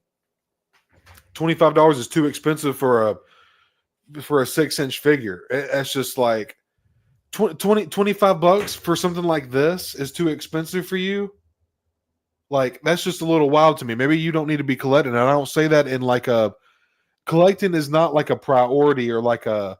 I mean, it is a priority to us, but like it's not a right. It's a privilege, man. You know, like it's getting to collect and buy these figures is something that not everybody gets to do. So the fact that you get to do it and people just like shit on it, like, oh yeah, I spent this money on something that I don't even fucking like. Look at this shitty ass sculpt. Like, the feet are too small. These shoulders are 2 millimeters too far out. Like, picking apart a $25 action figure. Like, I get critiquing and shit. Sorry, I started kind of rambling. I get critiquing and shit. Like, people will be like, oh yeah, I'm going to do this review.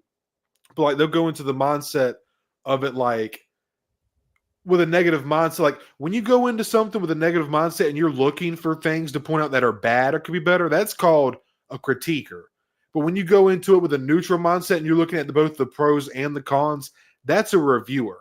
When obviously you can't just review everything and be like, oh my God, this is so good and it looks like shit, or like it doesn't. This articulation is amazing. You can't get good deep range out of the knees or the neck or the elbows. Like, I get there could be some like toxic positivity, but the toxic negativity has just gotten so out of hand. And as me and Hyper have both grown our channels, I think we've both kind of started to see, and there's always been visceral and collecting and Star Wars, but man, with toys, I didn't think it would ever get to this level. And I've witnessed shit that's just like, people are losing their fucking minds over these toys, pieces of plastic. Like, I love it. I want to be passionate, but there's like a line, man. You gotta, you know, I don't know. My bad. Well, I kind of went off a little bit there. I generally agree with you, but I differ a little bit. A little bit. And what I mean is, tell me why, please, dude. Yeah. So I vote with my wallet, right? So, I don't buy every single thing that comes out anymore. I don't want to. And and I was invited on to a really interesting live stream last week, and it was the Savage Lands podcast. If you haven't checked out the Savage Land, he's a really, really, really cool guy, and he does. I think Stone would agree. Like, his table is insane. Like, he's got this incredible diorama setup that he's built. It's like a city, blah blah blah. So, and he takes videos of it, and it's really cool. So I was invited on as a customizer, but we got onto this topic, and it's kind of apropos to what we're talking about right now. So he was talking about how you come to a point where you kind of don't, you look at the magnitude of your collection and you're like, what does this all mean? At some point, I promise you're all going to get there. What does this all mean in the scope of things? And so we started to talk about how the times I've regretted not buying something are far outweighed by the times I bought something and regretted it. Yeah. So, in other words, more often than not, like 9 times out of 10, regret comes from buying the thing, not buying it.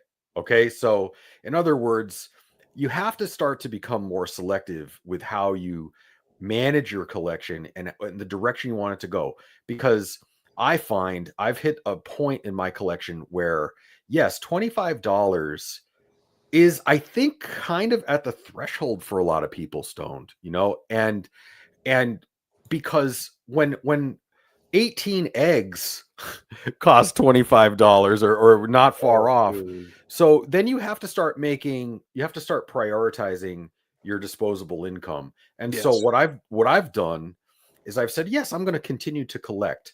But if I'm not happy with a product more than once, then it's going to force me to look at future purchases. And if I'm not getting the value that I want from that purchase, you're damn right it's going to affect the way I move forward. So Yeah. $25 is what I'm comfortable with as long as the product is good. So if I buy something and they do a bait and switch or a switcheroo, and they've done that in the past, we all know, we've Oh seen, yeah.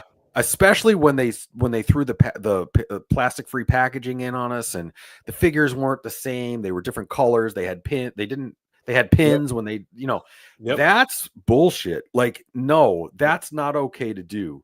You And see, it so didn't last. Community it feedback. That's why right, we do this. exactly, Why they do exactly. this. These polls and shit. Yep. Right. So for me, I look at it like, okay, yes, I agree with you.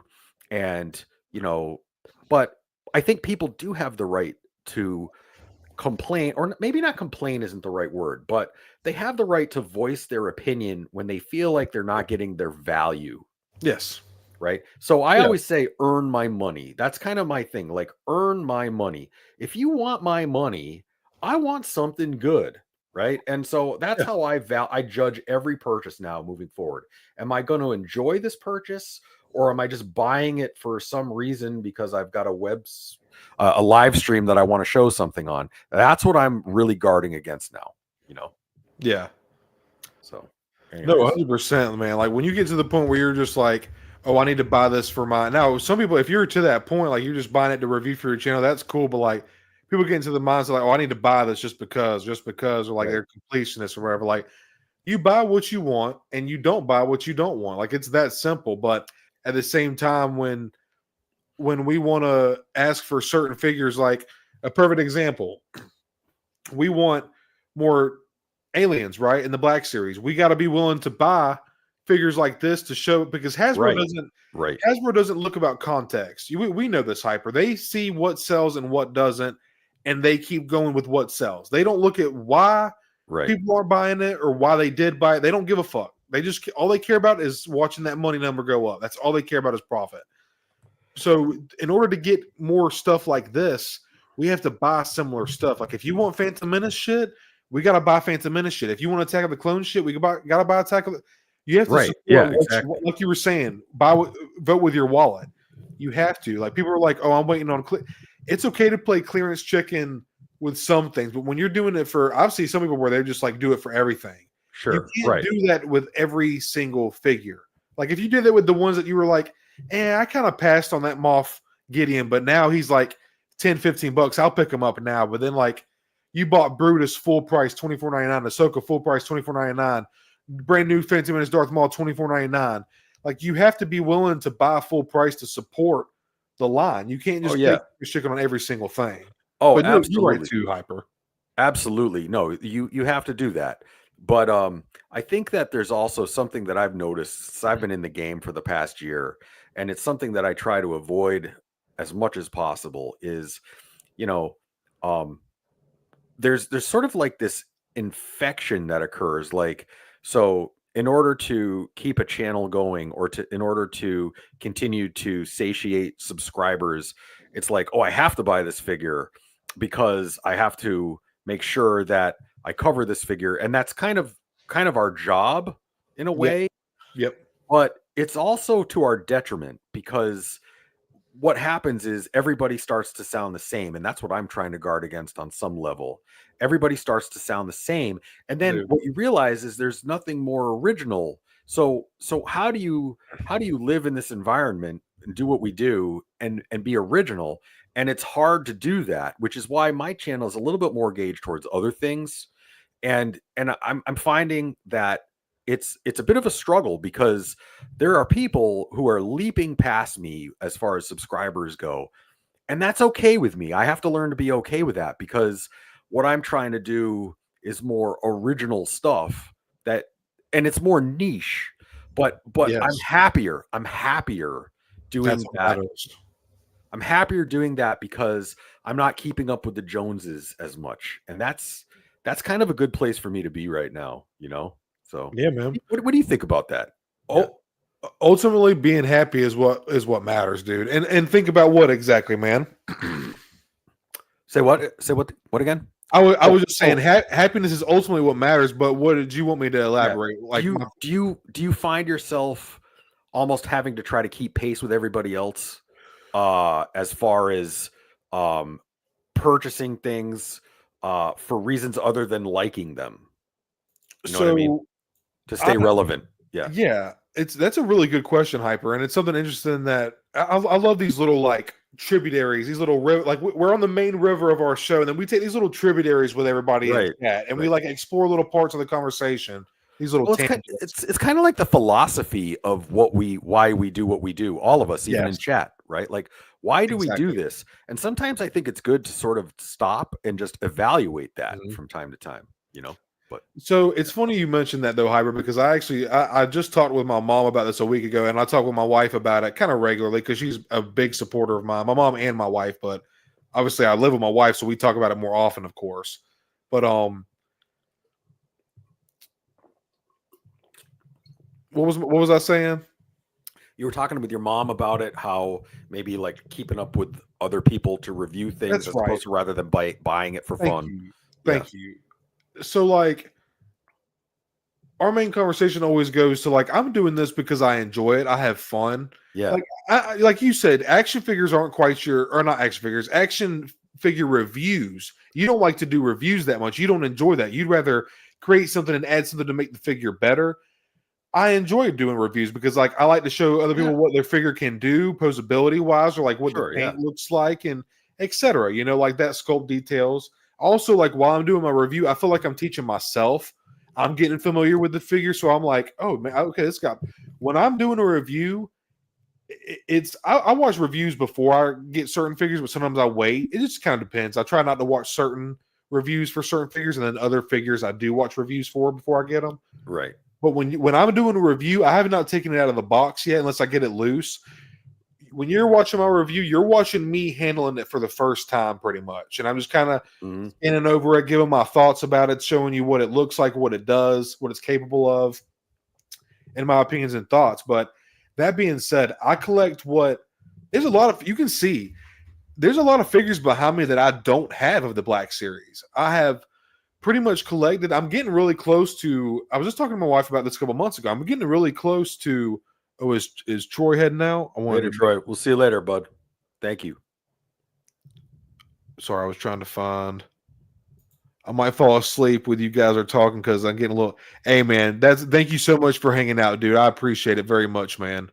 Thank you so much, Troy. Very, very much, dude. I know it's getting late, man, but yeah, going back to I don't feel the need to try to like keep up or buy anything or get reviews out early because in the action figure community that can matter, getting reviews out early. Sure, yeah, Our buddy Connor Calaruso, he just got the NECA Jaws shark game, and he's one of the like first of 4 reviews on YouTube to my knowledge, and he's got like 2,000 in the first like 2 days or something. Like it blew the fuck right. up. Right. I was just announced at Toy Fair a couple of weeks ago, and then he ordered it and it shipped it right to him. So with action figures, you kind of get when you get the jump on certain. That's not always a thing. Whenever you post it, you can still gain views after, of course, but typically the earlier reviews they do kind of get some bump up in numbers, obviously because it's early looks and etc. Right. Yeah. But like, I don't feel the need to buy shit that I don't like to review it for the channel. Like, I'm focusing on what I like, not only for cool factor or like because it looks cool and I think it's badass, but what's nostalgia to me, like from childhood, and also like even like early like young adult stages, like just nostalgia and what I reference to, what I think is cool. Those are kind of like what I collect by, you know. And I don't feel the need to try to buy certain figures that I don't look at a figure and see it and tell it I'm not going to like it. I'm like, well, I'm going to buy it and get it for the review anyway. That's not my mindset. And then I have to worry about selling it to somebody after. And there are people that do that, to each their own. Right. But I'd rather just focus on things that I like, whether that's nostalgia based or just because it looks cool, whatever. Or I like the show, like Avatar: The Last Airbender, like that. I like the show, so I get the figures. Or like Captain Rex, I like Clone Wars, and he looks cool. It's like there's toss-ups. Everybody's got their reasons why they do it, but I have no need to try to feel like to compete for views. I do this because it's fun, and if I get good views and we've gotten the subscribers that we've both gotten, that's just a plus, man.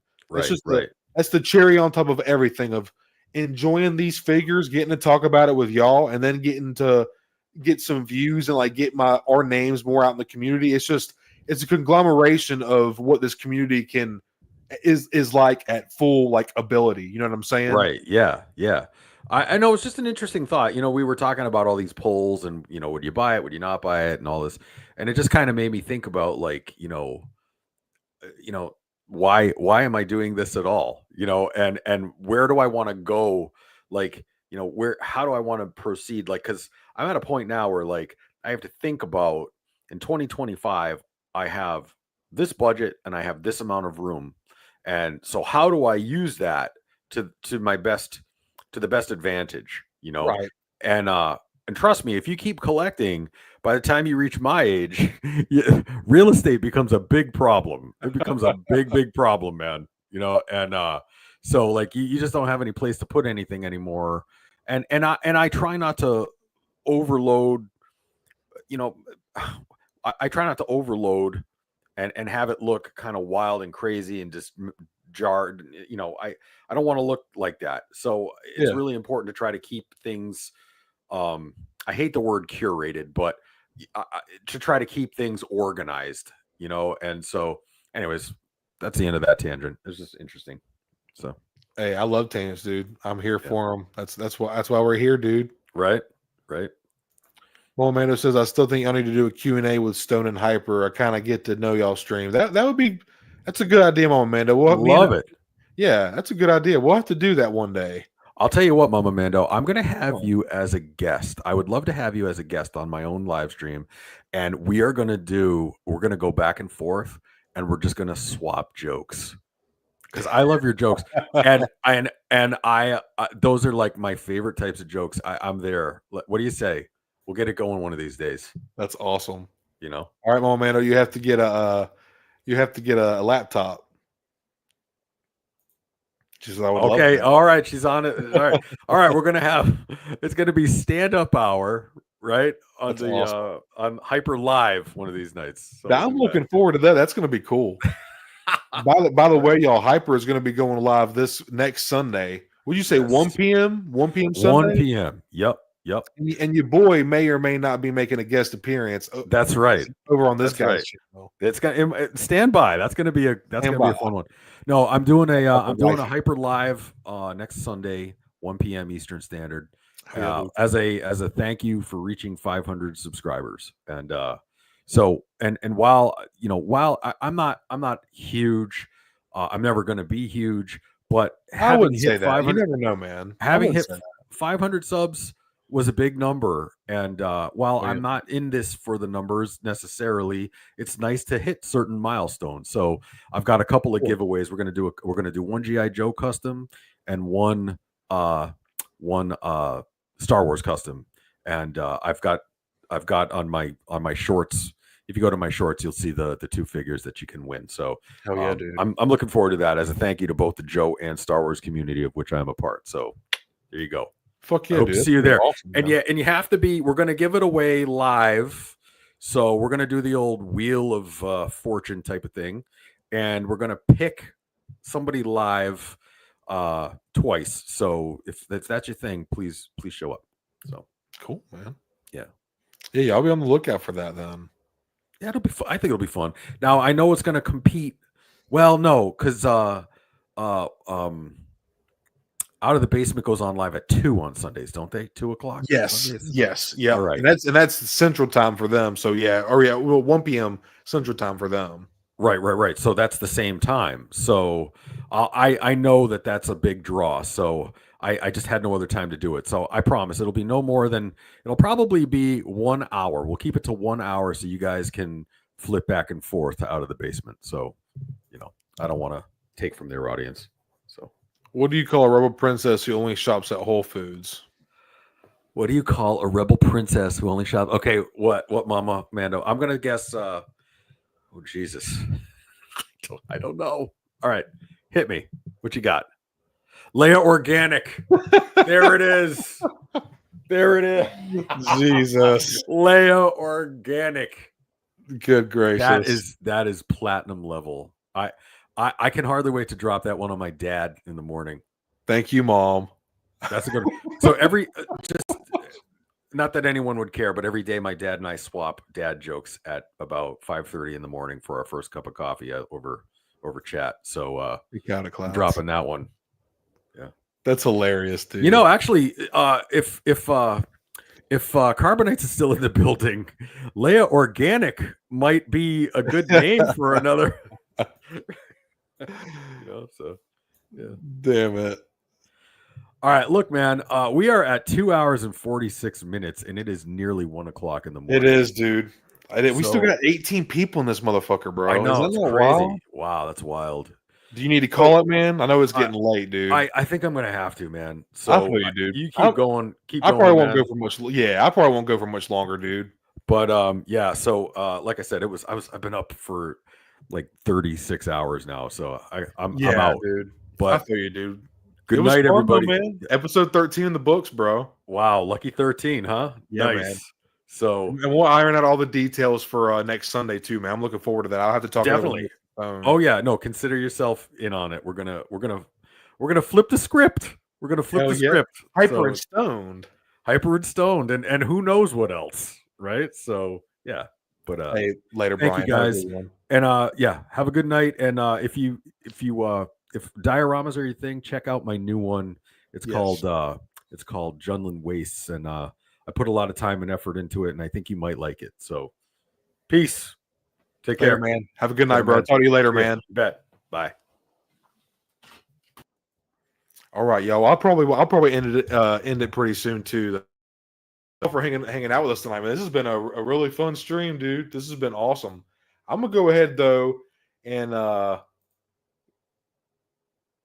finish up with these polls here. So next up, I just went on and picked I picked Egg and Kolar over Saucy 10, just because I really like the design of Egg and Kolar. I can't remember. I don't think he's a Zabrak per se, or he might be a Zabrak, but really cool design. Saucy 10 will be badass too, just between the choices, and you can see Saucy 10 one with a landslide, dude.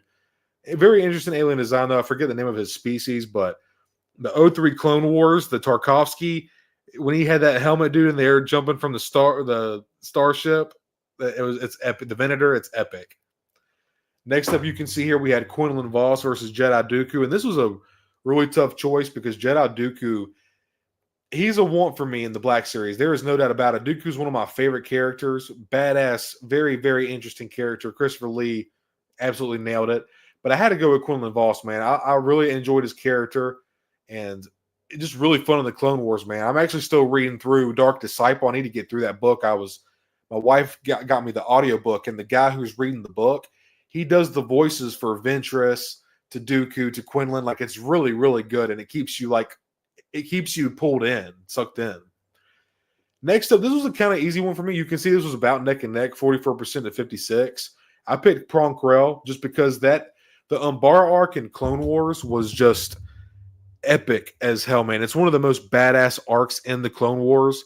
The fact that Ponkrell orchestrated the whole thing of basically making the clones kill their own brothers is just a wild concept. Very good writing, beautiful and like dark animation too. Clone Wars, that the later seasons just get better. Clone Wars is like a wine, man. It just gets better and better as you go through the seasons, in my opinion. However, Dirge is a highly, highly desired character. He is also from the 03 Tarkovsky. He's also in some of the Star Wars comics as well as a bounty hunter. But Dirge is also one for many, many people, man. I'm not a 03 Clone Wars was badass. It wasn't my thing growing up, but I still have respect for it, nonetheless. But I had to go Ponkrell, man. The Basilisk species, same thing. He's the same species as Dexter Jetster, except for he's swole as hell, dude. Let me jump back and check on y'all chat. One more hour. Oh, Lord. Everybody saying goodbye to Hyper. Thank you all for hanging out. So, see, we got 15 people in here. It means a lot to us, man. Thank you all for hanging out. Fun fact, Voss is the Seventh Sisters Grandmaster. Oh, you know what? Because, yeah, it wasn't Quinlan Voss and Ayla Sakura had a romance, didn't they? Or no, I'm thinking, I got it twisted. That was Ayla Sakura and Kit Fisto, I think. I got that twisted. I think Ayla Sakura and Kit Fisto had a romance, if I'm not mistaken. Can't remember now. Get back to the polls here. We'll finish these up. They you can see this is 10 days ago. They've been working at these things, man. We got 307 votes here. All these are like over the 300s. This was a tough one, man. Yaddle and Mother Talzin. Yaddle would be absolutely awesome, especially getting to see more of what happened to her in Tales of the Jedi was just really freaking cool. And I loved the Dooku arcs in Tales of the Jedi, along with the Ahsoka ones were okay, but the Jedi Dooku ones were just next level, dude. Especially when you go back to those flashbacks with young Qui-Gon as a Padawan. That was dope. But we need more Night Sister representation in the line. And Mother Talzin is also a crucial character. She brings back Maul basically from like being mad. She's a very essential part. And also one fun fact, obviously Sidious chose Maul to be his apprentice, but he was actually, before he found Maul or picked Maul, found out that Mother Talzin had a son, he was considering Mother Talzin as an apprentice, but her dark magic intrigued him, and I think he was actually kind of intimidated by her. So, but ultimately he found out that she had a son that was very a male, very of Zabrak, very physically powerful. So he chose Darth Maul instead. So Mother Talzin would be epic. The deco would go so fucking hard. Probably be like, I would like this honestly for Mother Talzin. I'd like to see sculpted plastic, to be honest with you, soft sculpted plastic instead of soft goods. But I feel like either way they go with it, it would be a pickup for me. Next up, Dr. Hemlock and Satine Kryze. Hemlock was definitely a super interesting villain, antagonist in season 3 and end of 2 of Bad Batch. Very interesting, very good. I forget the guy who played Hemlock, but he did a fantastic job. And Hemlock, funny thing, is actually a poison or a poisonous plant, and he was kind of like a poison to the Bad Batch, in a sense. I thought it was kind of funny that his name was Hemlock, but had to go Satine Kryze, man. This design specifically, I think Hasbro would do a really sick job, and just maybe throw her in with the Mandalorian on the Mandalorian shelf or the Clone Wars shelf. It'd be pretty epic, man. Next up, this was an easy decision for me. You can see other people 60-40. Pelimoto took it from young Leia. Obi-Wan Kenobi had its good parts, had its bad parts. I'm not going to shit talk it too much. It had some really epic parts. I will give it that. But I had to choose Pelimoto. I feel like that would be she's a kind of not an integral part per se of Book of Boba Fett and Mandalorian, but she's an ally to Din, and I feel like she would be cool to have in the line nonetheless. Cyril Karn from Andor and Kino Loy from Andor as well. I chose Kino Loy because obviously Andy Serkis as Gollum in Lord of the Rings, just a badass voice actor. He also did the voice motion capture and voice for Snoke in the sequel trilogy. And Cyril Karn is just not really got a whole lot going on in the show for me, kind of boring. But Kino Loy, very, very interesting character. And again, it's Andy Serkis, man. What a Black Series Andy Serkis figure on your show. I just feel like that would be kind of cool. But The end man, he can't swim. They're at the end of Andor. I'm looking forward to season 2. That's going to be a lot of people are excited for season 2 of Andor. I hope Kino made it, man. It would be really cool to see him again. I didn't vote for this one just because I'm not a big sequel guy, but I don't really have a preference per se. But they did do a choice. I'll click it to see who won. So Poe Dameron took this from Finn. I didn't want to vote because I didn't want to influence because I don't really have a opinion on it. So I just didn't touch it. You can see it's still got a lot of votes. 274 is a lot of votes, but these other ones are like well over 300 and stuff for some of these characters. But either way, it's cool.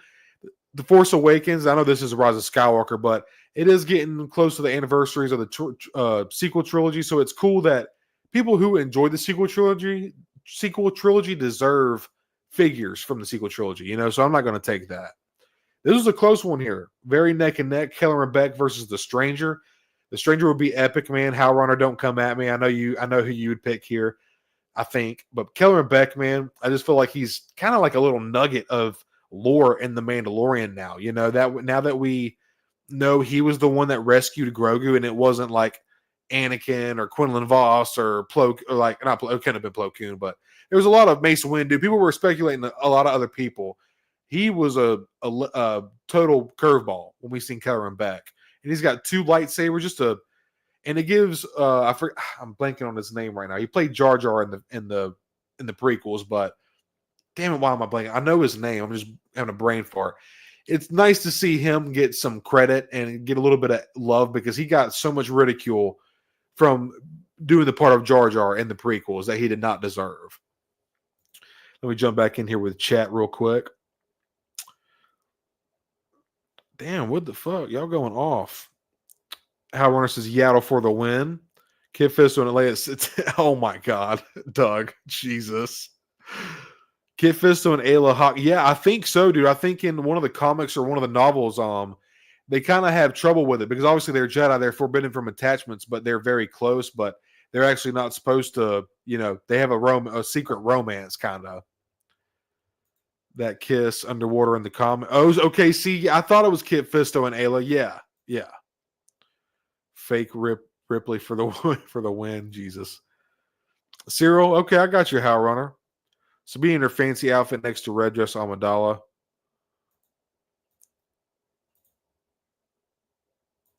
Yeah, I think I heard about that panel in the comic. We've seen the Stranger leak, so I'm glad that Kelleran won this. Yeah, like we kind of know that there's a chance that he's coming or that he is coming. You know what I'm saying? So I think that was an easy choice for me too, man. But getting on here, this is a very, very tough matchup, but you can see, because don't get me wrong, Darth Plagueis would be badass, but Darth Bane implemented the rule of 2, and I feel like Plagueis has more odds of getting made over Bane, and I just feel like that Bane would be a sick design. They killed Malik. I don't own that figure, but they killed Bastila Shan. They did a amazing job. They killed Malgus. They did a really good job with a lot of these EU characters, so it would be cool to see them do more EU, especially for EU fans. I'm not a huge EU guy. Again, another reason I just said I'm not a huge EU guy, so I didn't want to vote here and influence it too much because I don't really have a preference. So Darth Treya versus Darth Sion. I'll just click to see who won. You can see Darth Sion took it from Darth Treya. Darth Sion is a pretty cool design. He basically uses the Force to live off hate and hatred and pain and suffering. But Darth Treya is badass because she's got like 3 purple lightsabers or some shit. I don't know a lot about her. Again, same thing. EU skipped the vote. Jason Solo versus Kyle Katarn. Kyle Katarn took it, of course. But Jason Solo, I've seen a lot of people talk about Jason Solo as well. Exar Kun and Ulik Keldroma. I don't know who that is, but you can see Exar Kun took this. Very interesting. EU characters. HK47, I know he's from the older games. Don't know who Mitra Surik is, but you can see HK47 took it all the way.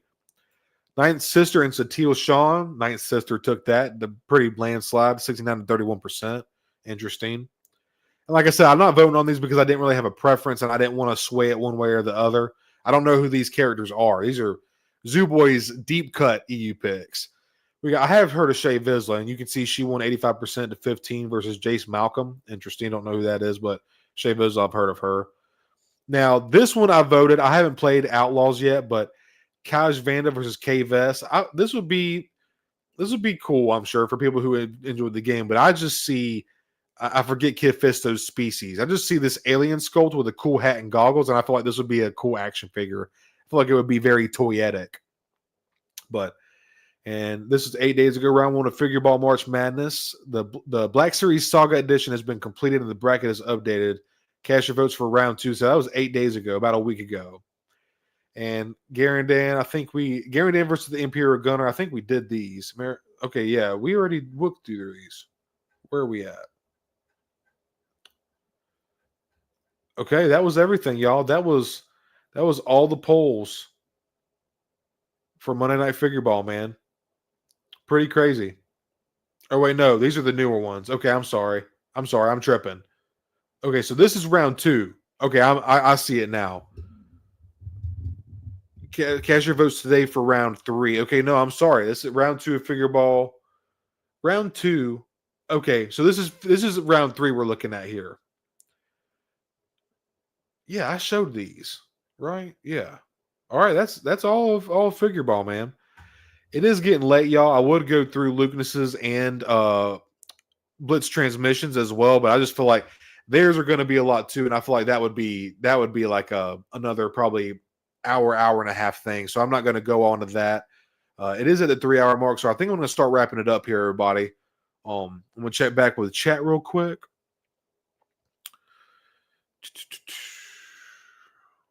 Sorry, y'all. I'm just trying to catch up with y'all. KBS is never going to get a figure. Who knows, man? Maybe so. Ninth sister. But yeah, y'all, thank you all so much. I think I'm going to wrap it up here for tonight. I am going to go back through and just highlight everybody that dropped a super chat tonight and joined my channel membership. We got a $9.99 from Connor. Thank you so much, bro. Y'all know this means so much to me, man. I'm going to work on getting merch to y'all. I'm going to get some t-shirts, some coffee mugs, I actually got some stickers coming in as we speak, so I'm excited about that. I'm going to try to hook y'all up. So, Connor, thank you so much, brother. I appreciate it. Troy, appreciate it, brother. Again, hey, and he's the first one, my first member right here, Troy, Super Commando status. I appreciate you so much, dude. I know he's already gone to bed, but very much appreciated from him. Mom, thank you for the super chat. I appreciate you very much. Love you. And Wilbon came by tonight. Thank you for the super chat, $4.99 from Wilbon tonight. Then we also got How Runner became a YouTube a channel member, so I appreciate that very much, How Runner. And again, you were like, "Oh, it's only a recruit." I don't give a fuck what 99 cents is fine, man. The fact that you're choosing to support me that's enough for me, bro. I don't give a fuck. Thank you so much, man. Carbonite's also became a new member. Thank you so much, dude. That means so much to me, man. Carbonite's Vincent. I'm gonna be getting you on soon. I don't know if you're still in chat or not, but if you happen to catch us on replay, going to get you on very soon, man. Figure Ball became a YouTube member. Thank you guys very much. Commander Cook, I'm also going to be having him on a stream very soon. Going to be talking about some customs and just whatever else happened to come up in conversation. Our good buddy of me and Hyper, Brian, became a member. Thank you so much, dude. I appreciate it very, very much, man. Lot of new members, man. This is so cool, man. Thank you all so much. Galactic Artisan Customs, thank you so much. I don't know if you're still in chat, but thank you. And then to end it off, Commander Cook ended the night with a $4.99 super chat. So once again, I just want to thank you all so much, man, for giving me y'all's time, y'all's nights, y'all's money at times, man. It just really means a lot. It's humbling. This is a super fulfilling hobby. And like I said, I'm gonna work on getting merch to you guys and try to find some kind of way to give back. I'm gonna try to set up some kind of figure giveaway monthly, and just like I said, just get a way to give back to y'all and really express my gratitude and thanks for all of what y'all do and y'all support, man. If it wasn't for y'all's support, I wouldn't even be in this position to offer channel memberships and do all this cool shit. You know what I mean? So I just appreciate all of you so very much. Jacob, great stream, Stoned. Let me take this shit off. Not this shit. I love Figure Ball. Y'all get what I'm saying, but it's just taking the whole fucking screen. I just noticed it.